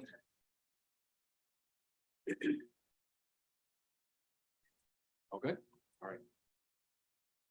Motion would read the report CL 0523 regarding municipal assistance request be received for information, and that the proposed road closure and staff resource request for the Port Rural Santa Claus Parade be approved with the ability to utilize OPP as a backup, and if utilized, compensate from the municipal assistance budget, subject to provision of liability insurance certificate in the amount of $2 million, naming the municipality of Bayham as additional insured. And that the use of 10 safety cones be provided for the event with a deposit of $10 per item to be provided to the municipality prior to the event. And that staff be directed to advise external agencies of the event and obtain county approval for use of county roads for noted closures. And that staff be directed to further coordinate details of the events with the event contacts. And that the municipality of Bayham reserves the right to revoke said approvals at any time for any reason. Do I have a mover and seconder for that? Councillor Chilcott will move and Deputy Mayor Weiser will second. All in favor? That is carried. Item C, report CL 0623 by Megan Elliott, Deputy Clerk, regarding municipal website procurement, GHD Digital. Megan. Thank you, your worship. Once again, through you to council. Staff have been investigating options to complete a redevelopment of the municipal website, as council has approved this as a capital budget item for 2023. Staff re-engaged vendors earlier this year, and we were very excited with what GHD Digital has to offer. GHD Digital is the new name for eSolutions, which is a commonly known website design company in the municipal world and is an AMO preferred vendor. GHD Digital provided a quote for a website redevelopment that costs less than half of what has been budgeted with a manageable annual operating cost. GHD Digital offers main features that Bayham is looking for, like accessibility, user-friendly platform, integration with our Laserfiche system, and integration with social media. It is also worth noting that both Thomas and myself have experience working with eSolutions from previous employments, and training and support is included in these proposed costs. Also, many of our neighboring municipalities utilize GHD Digital as well. Staff are requesting council to approve the option to sole source the attached quote to go with GHD Digital for this project. Council is able to choose this option if they wish in accordance with section 8.35H of Bayham's procurement bylaw. If council is desirable, the below motion also includes a recommendation for staff to bring back a social media policy, as once a new website is in place, then social media may be able to be utilized. I'm available for any questions. Thank you, Megan. Any questions? Deputy Mayor Weiser. Thank you through you, Mr. Mayor. there was a section in here that refers to our buoyant alert. And I was just wondering, I see that we are starting to increase our membership with buoyant alert. And I know it's, in the report, it kind of alludes to that it may be a duplication of service, but if the website is coming in under budget, would we be able to keep both applications? So through you, your worship, that would be council's choice as well, depending on budgeted items. Also, the idea would be that we would still have Buoyant through the transition of the website development and through bringing on social media and that sort of thing. So it definitely would still be in place for 2023 and into 2024. After that as well, if we did want to keep it, there is a way to integrate the Buoyant alerts to do the same thing as social media, that it posts to the website in one go. There's just some other background work to do with that. But also, if we did want to keep the Buoyant alert after the website is live, we could also keep that platform as more of just for those main emergencies like other municipalities utilize it for, since our day-to-day alerts could go through the website and social media. So there's options in the future. It definitely will still be here for 2023. Thank you for that. Any other questions?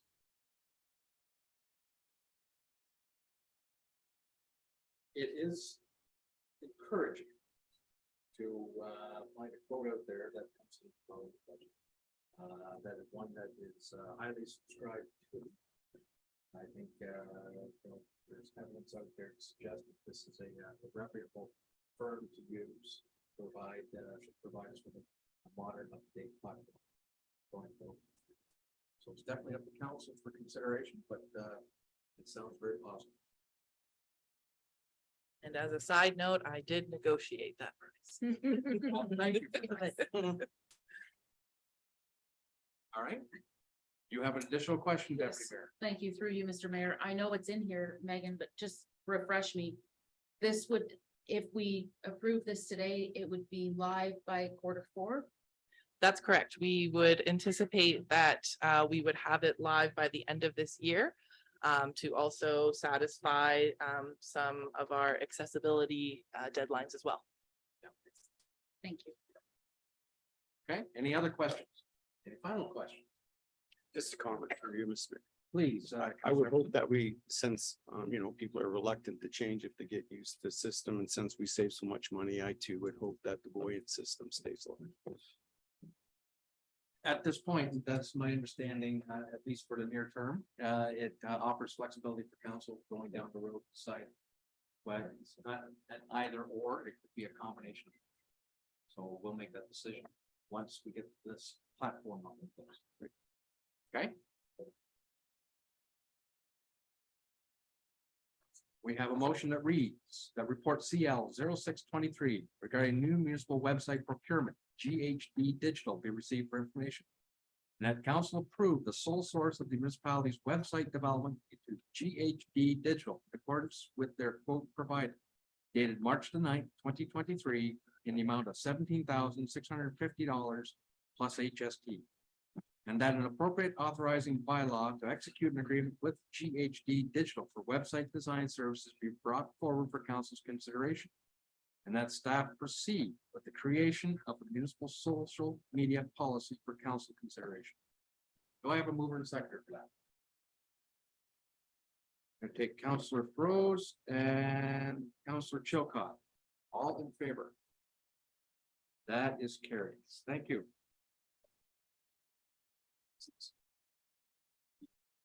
We've been at it for a little bit. I'm going to call for a 5-minute recess.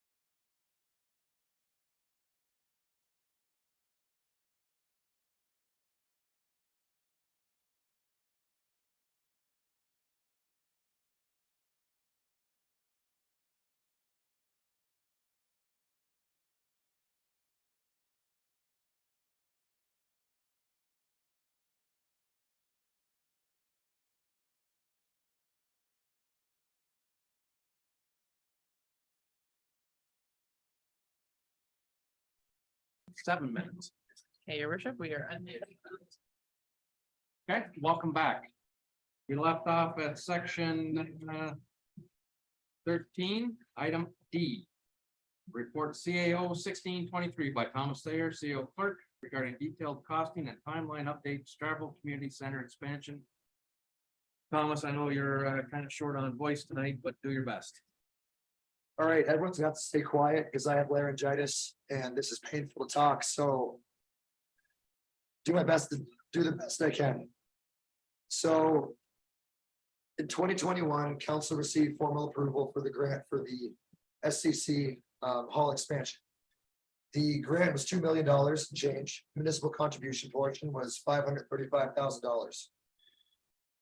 Ultimately, what happened was council received a report in 2021 to award A-Link Architecture with the architecture services for this project. We have been working with them since. In 2022, council received a report from A-Link regarding schematic plans. Council ultimately approved schematic plans, and we've been working with A-Link on working drawings and the commencement of tender documents. Based upon ongoing discussions with A-Link, they've advised of cost increases affecting the sector and sought to provide us with updated costing prior to moving forward to formal procurement. So the detailed costing that's provided in February is attached to the report. As council will note, the all-in total cost, including consultant fees, is a shade under $2.9 million based upon 2023 dollars. The grant was originally contemplated in 2019, so it's 4 years ago. We've seen an increase in cost of 45%. Now, for context, under the ISIP program, their contributions are static, so it doesn't matter if costs are higher or low, or costs are higher. They don't give us any more money. So any overage is 100% on the municipality's coffers. So given the increase, I basically told A-Link that council is probably not going to adopt 2.9, but you have to give us line by line breakdown. You have to give us some options to consider. So they gave us some additional information to consider about specific construction components that we could either remove or defer. The report itself contemplates use of levy and or reserves for 2 of those components. The first one is general parks and grounds improvements. This is the accessible walking trail. And the fire protection cistern as well, which would be located in front of the SSC and would have a dry hydrant, general public use. So if council wishes, the general parks and grounds improvements and for the trail can be done through the Parkland Reserve. We do have funding for it. The fire protection cistern provides 2-fold protection. First, to on-site, and second, because of its size and utility, to Stratfordville and the general area, which, as everyone is aware, does not have municipal water. This is a general benefit to the community and could be covered by the tax levy, should council wish to do so. The other 2 items identified are the ball diamond lighting and the covered pavilion. The ball diamond lighting would contemplate high efficiency LED lighting for standards at a cost of $125,000. This is being considered in the report as an option for scope reduction. The other option as well is the covered pavilion, which is the main cost driver at $245,000. And speaking with A-Link, they have advised that if council wishes to defer this item or remove it, working drawings can be drafted in a manner that will allow for ease of inclusion at a later date. So that is an option as well. If council is supportive of the reduction in scope, it would bring the grant total or the project total down to a shade over 2.5. This includes a $200,000 construction contingency. Construction contingencies are something that are included regularly when estimating costs for projects in the public sector because of the funds being taxpayer dollars. So we tend to be a little more conservative with our estimates in that regard. The report does note that another option to consider would be returning the grant. While this is not recommended at this time by staff, it is a consideration, given the cost of. Quiet. Given the cost overruns and requirement for the municipality to cover all overages. It should be noted that this grant cannot be used for other projects in BAM. Even if it were converted and considered as a internal renovation, that is not an option under the ISIP program. This was identified in 2022 during discussions regarding the schematic drawings. Council may consider this option in light of other cost pressures the municipality currently faces, specifically the lighthouse, which will be on undertaking temporary stabilization measures over the next few weeks, and where a full restoration plan is ongoing, still forthcoming to council, and the ultimate cost at this time is not known. There is $534,000 allocated to the facilities reserve for this project. In theory, it could be reallocated to the lighthouse, less any applicable architectural and consultant fees currently incurred for this project. Should council wish to go through with this project at its current scope, the timelines have been provided. These are provided based upon costs received in February before consideration of alternatives. It is quite likely that construction can still start this summer. We're looking at substantial completion, likely Q4, Q1 of next year. With that information, I will leave it for council for questions. I will do my best, given my lack of voice, to respond. Staff will move forward with whatever option council wishes. Looking forward to the discussion. Mr. Mayor, I'll leave it with you. All right, thank you for that report. Thomas, I would agree with the insight that the entire scope of the project is probably a lot more than what we can probably deal with at this. So I would think that it's up to council to decide where you want to go with this. Keep in mind that this was something that council supported for an application back in 2019. We were notified of eligibility in 2020. And finally was announced in 2021. And as Thomas had indicated, this is several years out there. Costs are going to keep going the longer you put it off. And I'll draw your attention to the stormwater management plan just to think about it. That was a project in 2015, a $20 million over 20-year project that's now escalated to 35, 37. The longer you put it off.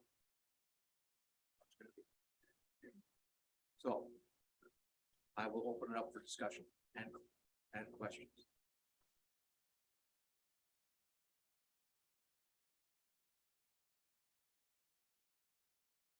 Councillor Chilcott. Thank you. Excuse me. So I was doing a lot of number crunching, that type of thing, because there's been a lot of rumors, speculation that we could change the upstairs and make a kitchen out of the existing kitchen by removing storage closets, storage rooms, partial cloakroom, moving the wall out 9 feet and reducing the hall by 9 feet, moving the door, so many other things. And for that would be 500,000 out of the taxpayers' money. Right? That's paid by the taxpayer. That was back in 2019, 2020.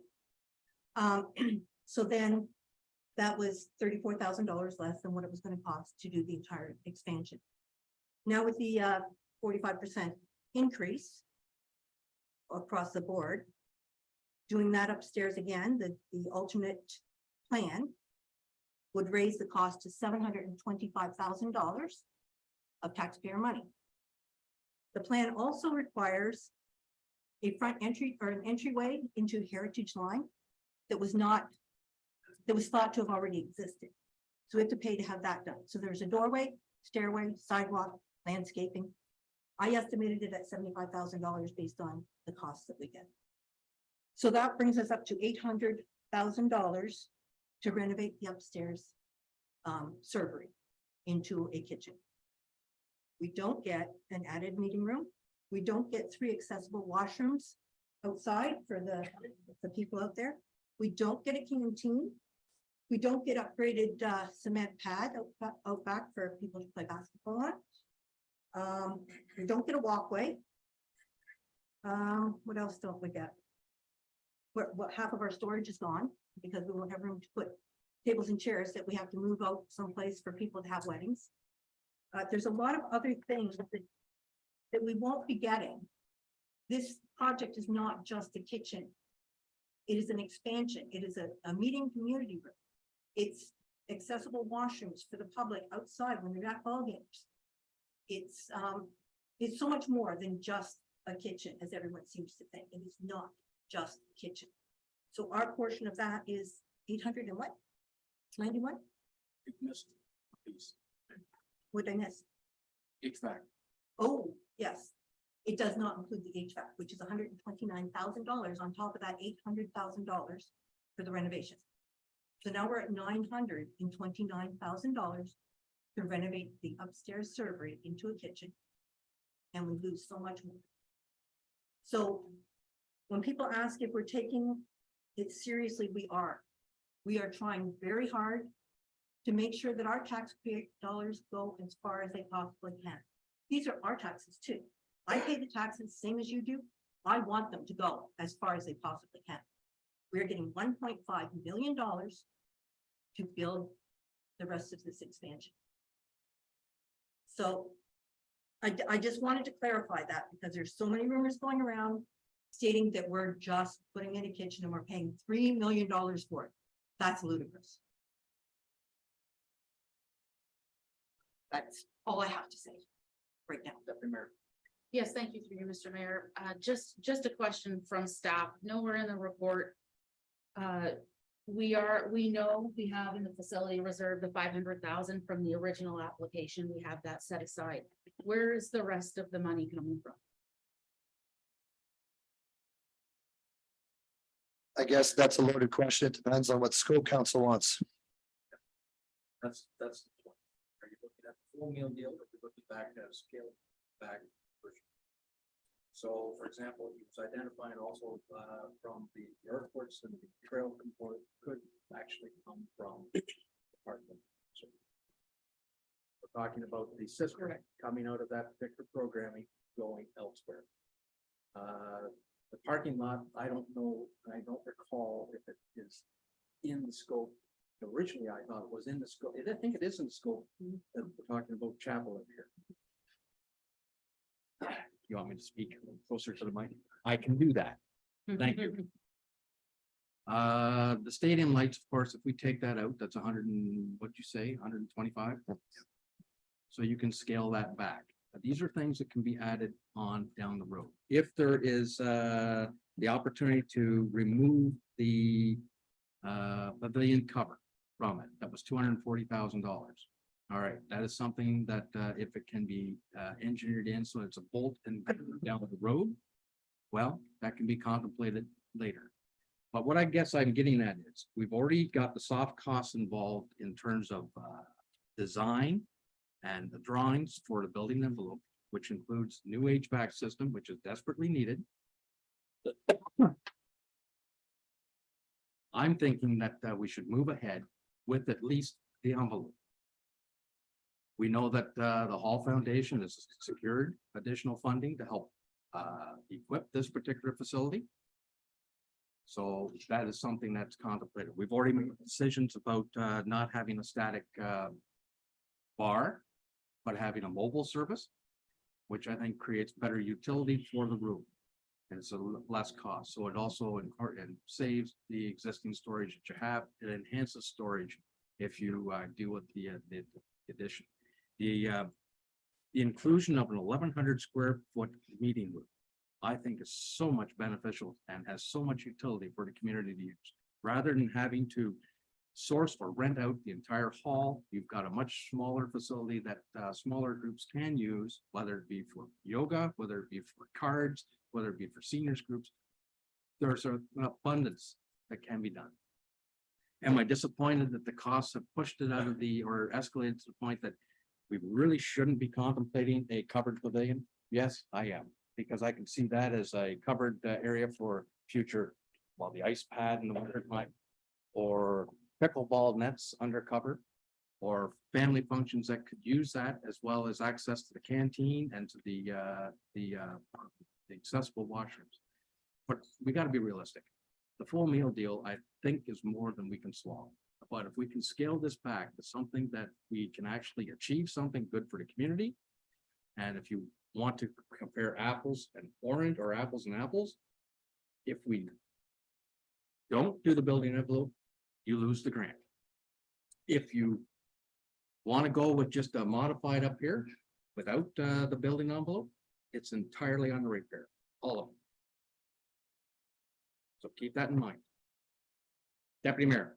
Thank you through you, Mr. Mayor. So when I'm reading the report, what I understand is that with the inflation, there's still, even with the scoped down version, there's still more than $500,000 that's going to be on the taxpayer. Quite possibly.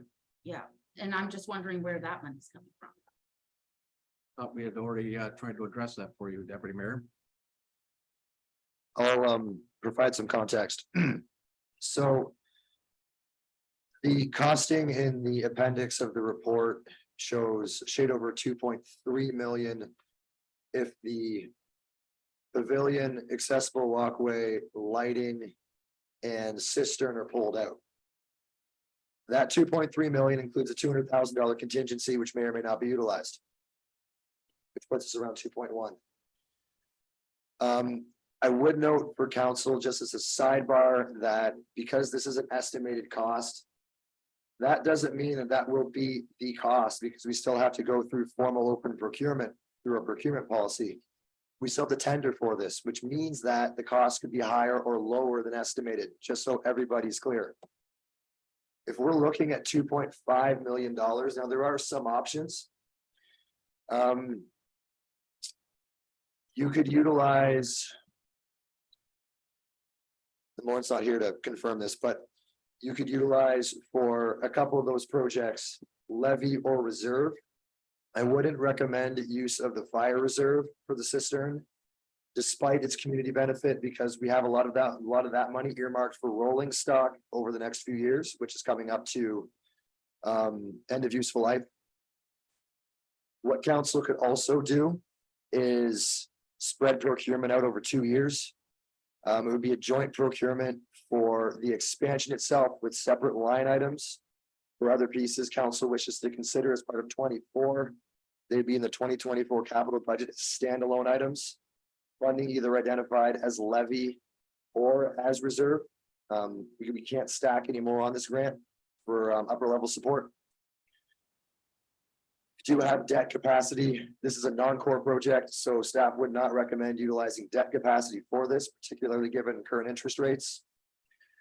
There is a consideration as well of council's current wishes to pay off the balance of the Ojibwa principal by 2025, which is ambitious in and of itself.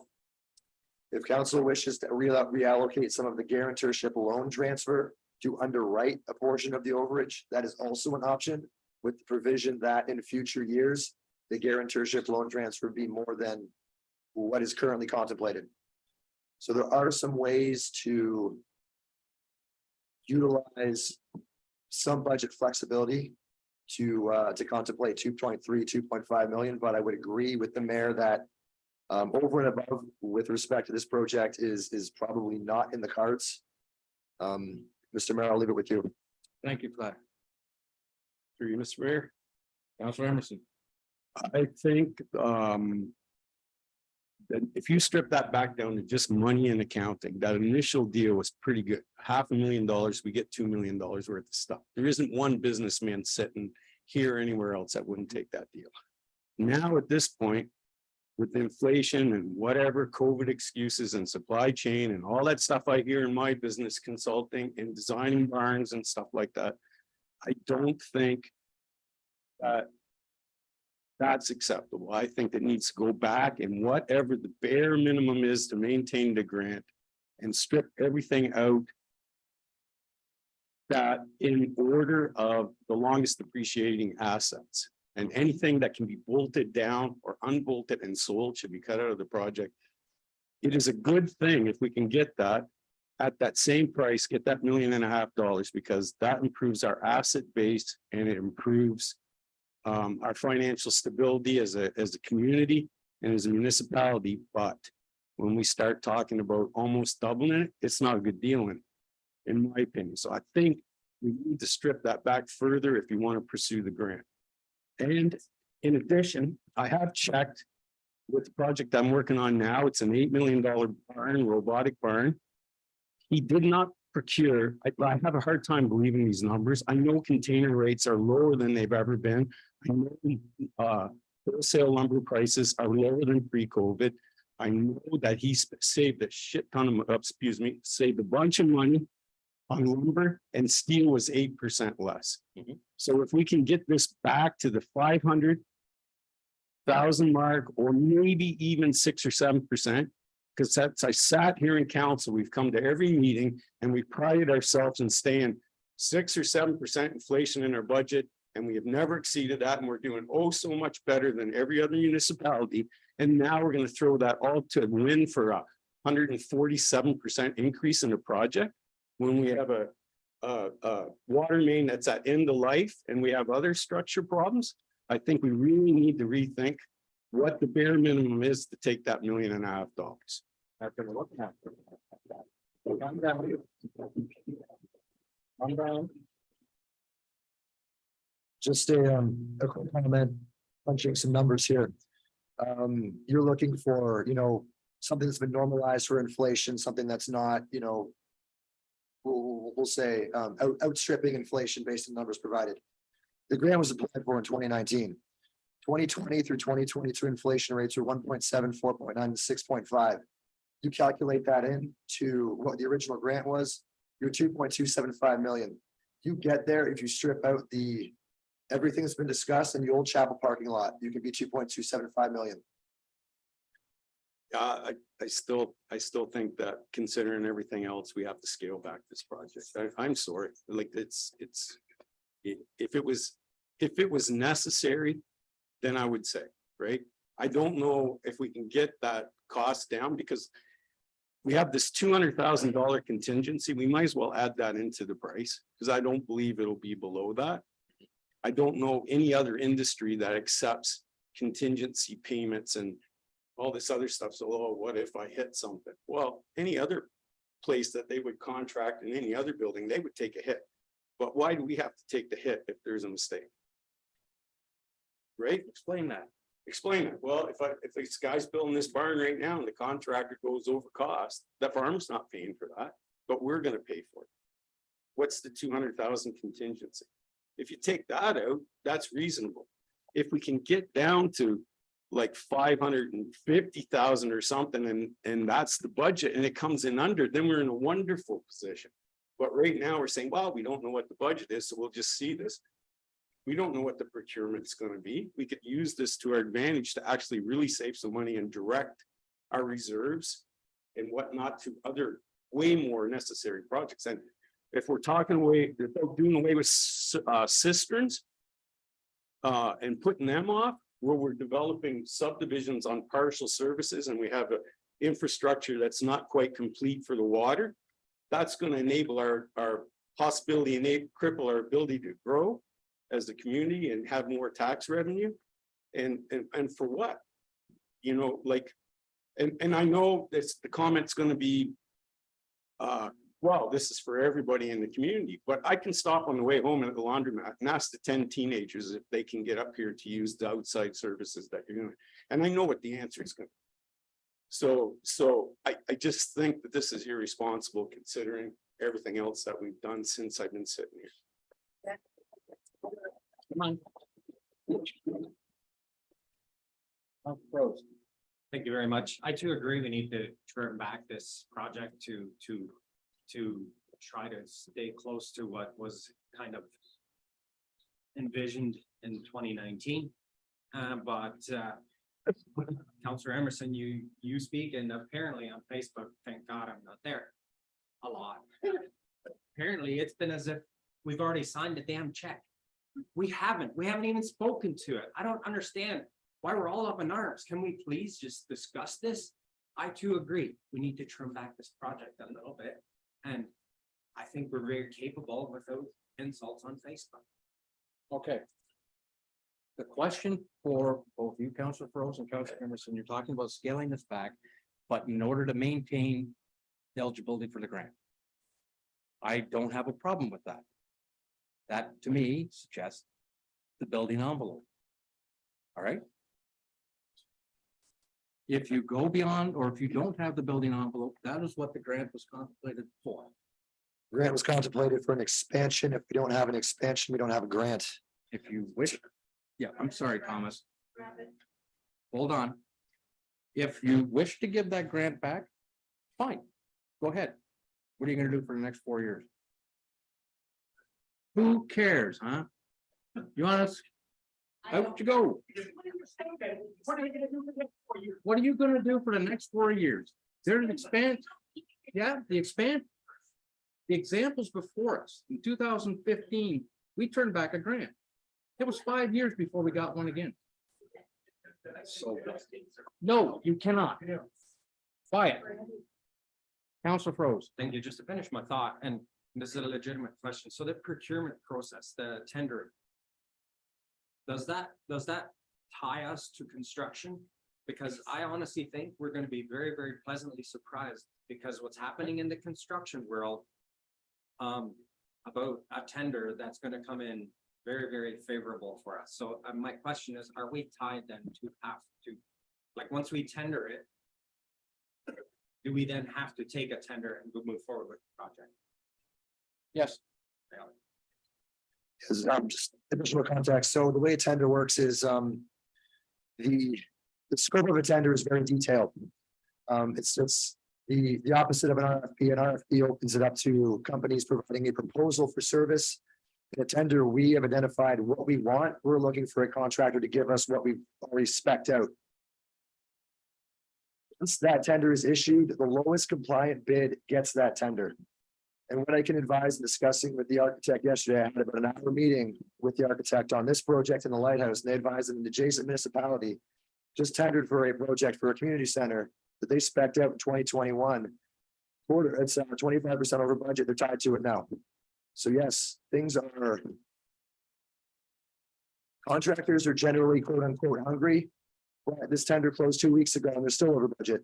So we could still be tied with to an over budget project on a project that is, as discussed, over budget. So just for council's note that if we do issue a tender, we are tied to that tender price. Supplementary question. Yes. When is the expiry date for the grant? Substantial completion March 31st, 2027. Can't delay this decision. Excuse me, another question. Can't delay this until September? Do you think it's gonna get cheaper? Yeah, I do. I really do. I don't. We're in a standstill economy. There's no houses being built. Lumber's cheaper. I think it's getting cheaper. With the announcement that's happened in St. Thomas, you think things are gonna be static? Yeah, yes, I do. Actually, don't. for the short term, I I don't. really do. I don't. Councilor Chokai. Yeah, I was just wondering, you have a request for tender, you have a request for proposal. Is there no way you could do a request for proposal rather than a tender, so we're not tied to it? And then we would get our costing. Discussion with the architect in general. This is for projects of this scope, they're tendered. I mean, yeah, I could discuss it with them to RFP it, but it's going to be more work and more consideration to evaluate and determine because we have. But through the architect, they have their own consulting contractor and engineers for this type of work. So we'd have to do a full review of any proposals coming in. But whether it meets proper spec, and then we'd have to make that decision. Whereas everything is already spec'd out on the front end for this, and they're working on working drawings now, you'd be duplicating costs. Okay, thank you. Deputy Mayor. Thank you through you, Mr. Mayor. So just a few comments, if I may. I have very strong reservations when it comes to approving projects when we cannot determine where the additional money will come from. This year, our council, we approved a very aggressive budget and our main focus and priority being to eliminate the Ojibwa debt in 2025.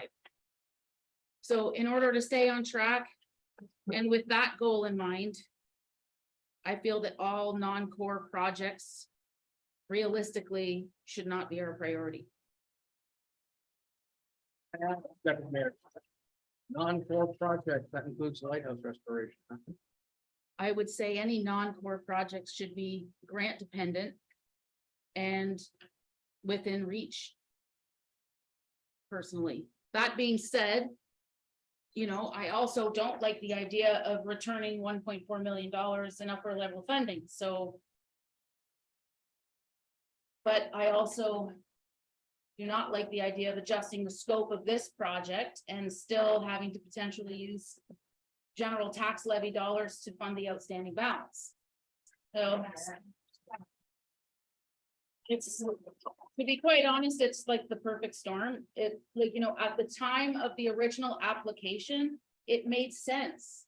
It made sense to ask for funding that included a 10-year capital budget line items, include them all, and put it into one application. It made sense at the time, but no one predicted the inflation and no one predicted it to this degree. You know, Thomas has already alluded to the work, it has to be completed by 2027 in order to keep the grant. But at this point, right now where it sits, my suggestion would be to pause the project and revisit it when we can ask for some updated funding and see if we can get some of these costs under control. That's just my opinion.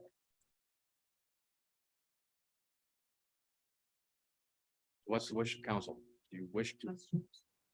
Council Chilcott. Deputy Mayor, you mentioned getting more funding. We can't stop grants. For this one, for this grant. So if we're gonna get more funding for other items, then it really doesn't affect this. That's correct. Oh, sorry, through you, Mr. Mayor. Yes, no, I was answering Mr. Mayor's question about other non-core assets. I wasn't referring to this. Okay, sorry. Yes, understood. Yeah, no. One more question, Mr. Mayor, through you. Anderson? This proposal that came back from A-Link, the absolute lowest stripped down version to still maintain the grant.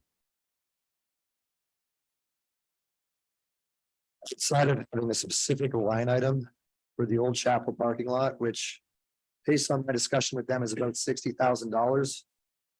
Yes, you have to have an expansion to the building unless you are adamant that you will not go over $2 million for a project. We'll have to go back to them for a change order to have them redesign, rescope, and decrease the overall expansion. That will come at a consultant cost.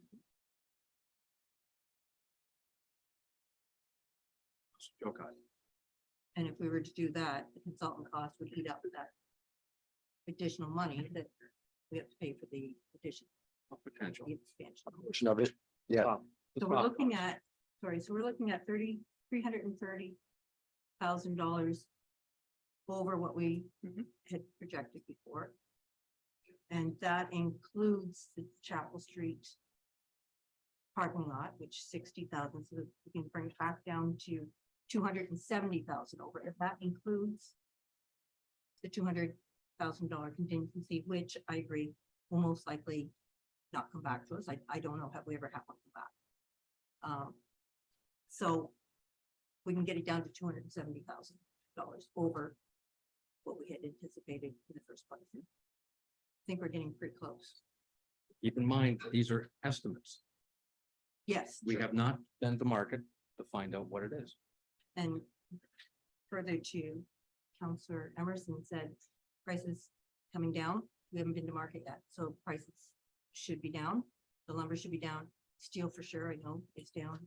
$1.17 per 100 pounds of straight hot rolled. Doesn't include any of the additional factors on it.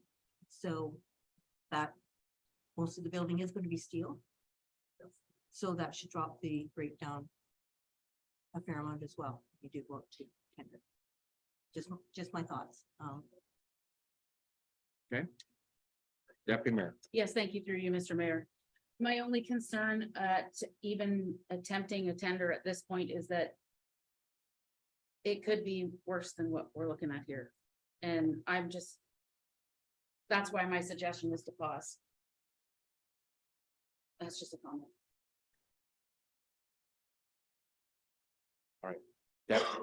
Council Pro. Thank you, Mr. Mayor. So is there an option to defer till September? Deferred it 3 times now. Yeah, council wishes. Council wishes, you can receive your paper and defer a decision. And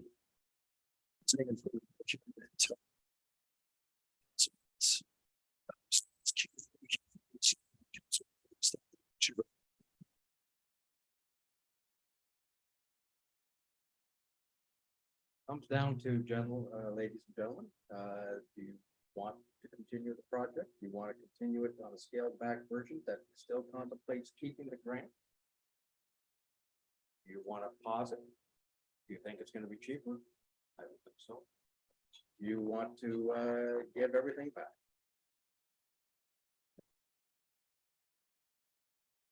Councilor Chilcott.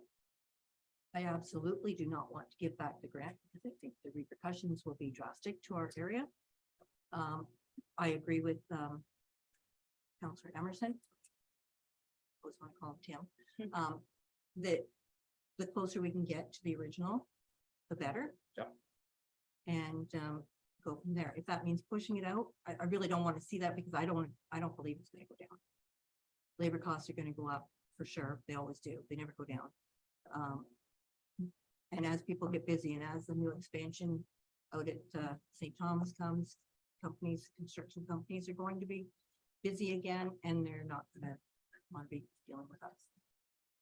Oh, and I did want to know one other thing. When they go out for tender, can it be to local, can we ask that it be to local businesses? tender means open procurement, you have to open it up to anybody. So, and to do the work. Yes. The theory would be that if it's a business or a firm that's closer, mobilization costs would be cheaper than someone say coming 100 miles away. Okay, so that could show up in their bid price.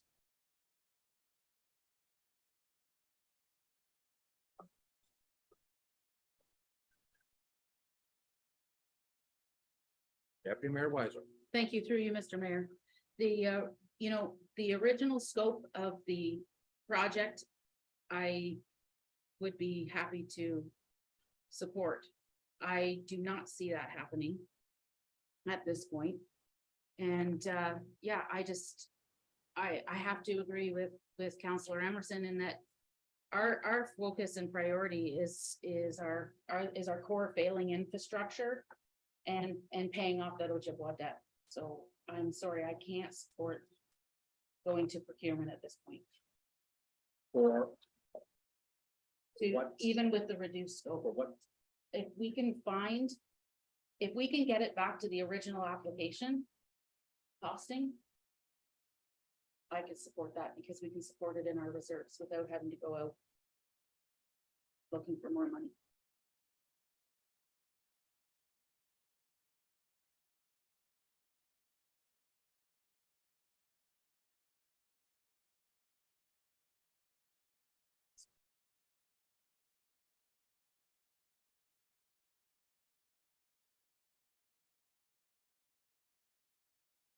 Councillor Chilcott.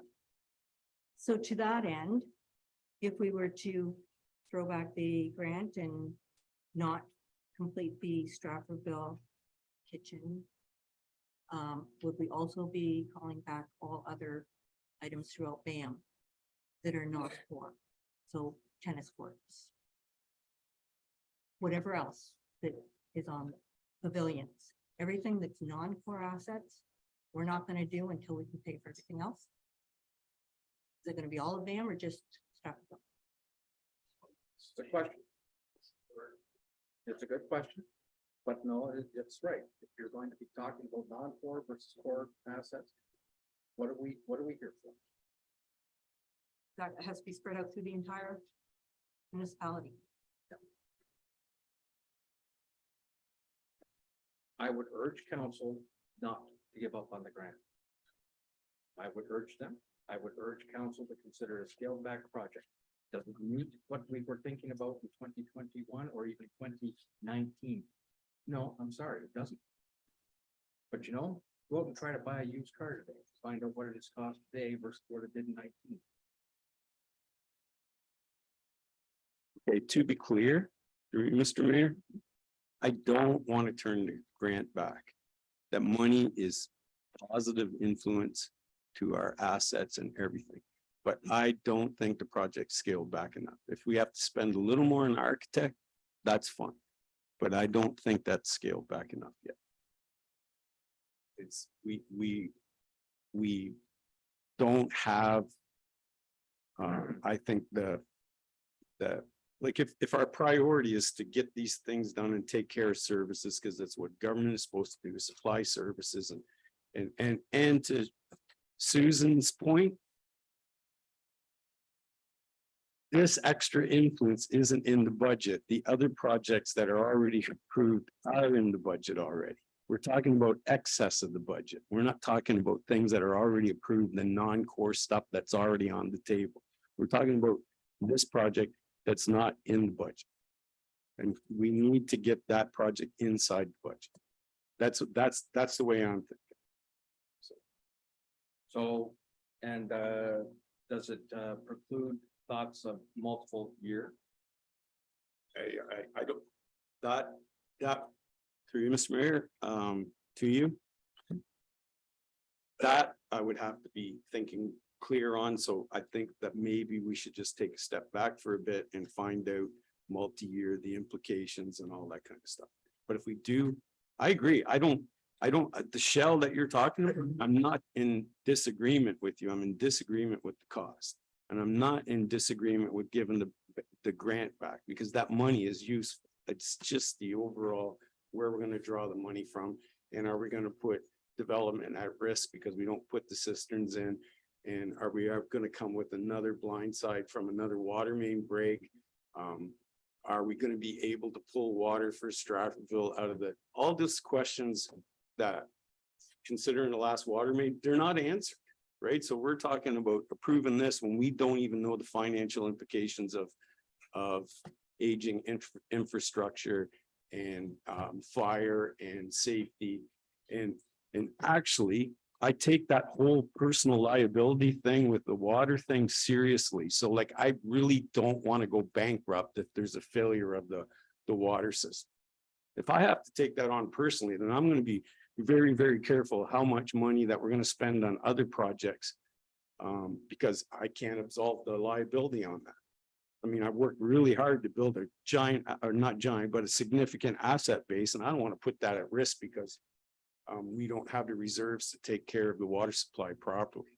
So exempt me from the water thing, yeah, maybe, right? But it's serious business. This, you and I stood out there and watched those guys working, and you see that pipe like that and the condition it was in, and you know that it's just a ticking thing. And I just think we have to get rid of that debt from Ojibwe, and I think we have to position ourselves better for what's coming. So, sorry. I'm not sorry. I've been thinking about this all week. It's a really serious thing. And we can use the money, but we maybe have to scale that back. I'm sorry, or I'm not sorry, but that's the way I feel. How much the grant application itself, was it predicated on the particular building on size? General scope of work for a grant application is flexible so long as it meets the general intent, which is an expansion. We can go back to A-Link and chat about how to reduce the scope of the expansion to save cost. It will, as noted, come with costs associated with the changes, which will likely require then council to consider once more schematic drawings for the expansion. So I think based upon what I'm reading, it sounds like there's kind of like a 1A, 1B camp where it's go back to the architect and see if we can reduce the cost down to a certain point. And it sounds like it's within about 7 or 8% of the contemplated, so you know, you're 2.1, 2.2 million, give or take. There's also discussion about holding off on procurement until the fall to see if costs will come down. Just looking to get clarification from council on if there is a specific direction out of those two that you're considering, because it sounds like by and large, there's no appetite to return the grant on the whole. We'd like to keep it to some degree, but it's dependent on the cost of the overall expansion itself. So how does council want to go about that? Councilor Chilcott. I just wanted clarification.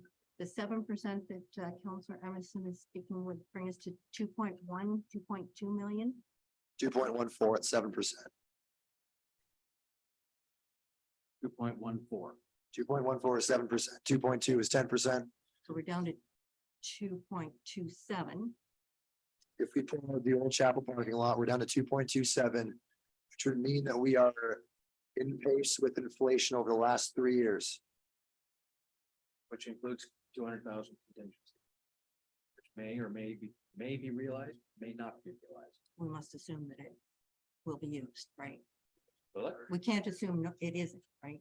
We can't- Interesting, I can think of a road project on Centennial Elm that came in 500,000 cheaper than that was budgeted for. All right, So 2.27, you said 1.17 is the, sorry. 2.17 is 7%. 2.1.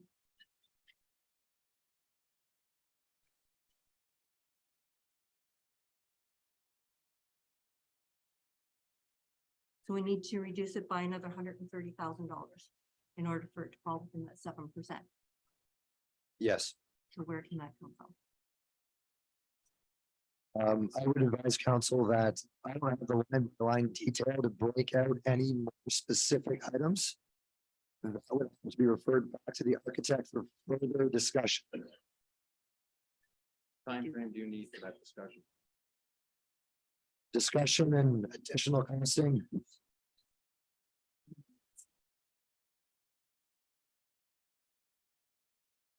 That from council? Oh. To you, Mr. Mayor, how about June, May, June? Should give lots of time. Pros. Help the Watermelon Fest. We made it. There's that. So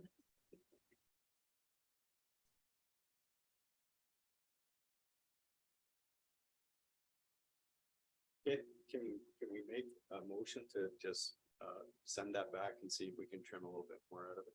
Well, this is what the direction to staff would be, but what I'm getting at is you've got a motion that's partially written here. You've got another one that is that Thomas is crafting right at the moment. Give him a few minutes or seconds to craft something up here. But if it's a case of you want to see where you can generate or find some cost savings, I would rather you do it quicker than later. Don't put down the road too damn far. That's fine. At your discretion, then, but No, it's whatever council's comfortable with. You want to do June? Fine.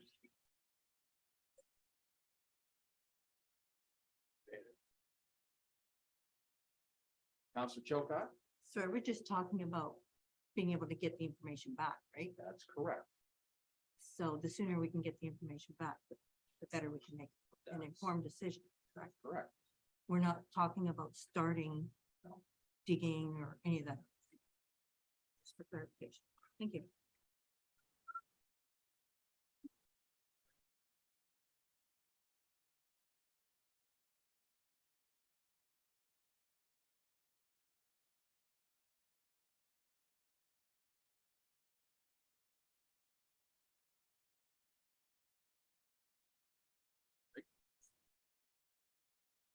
All right, I'm gonna put a motion in front of you.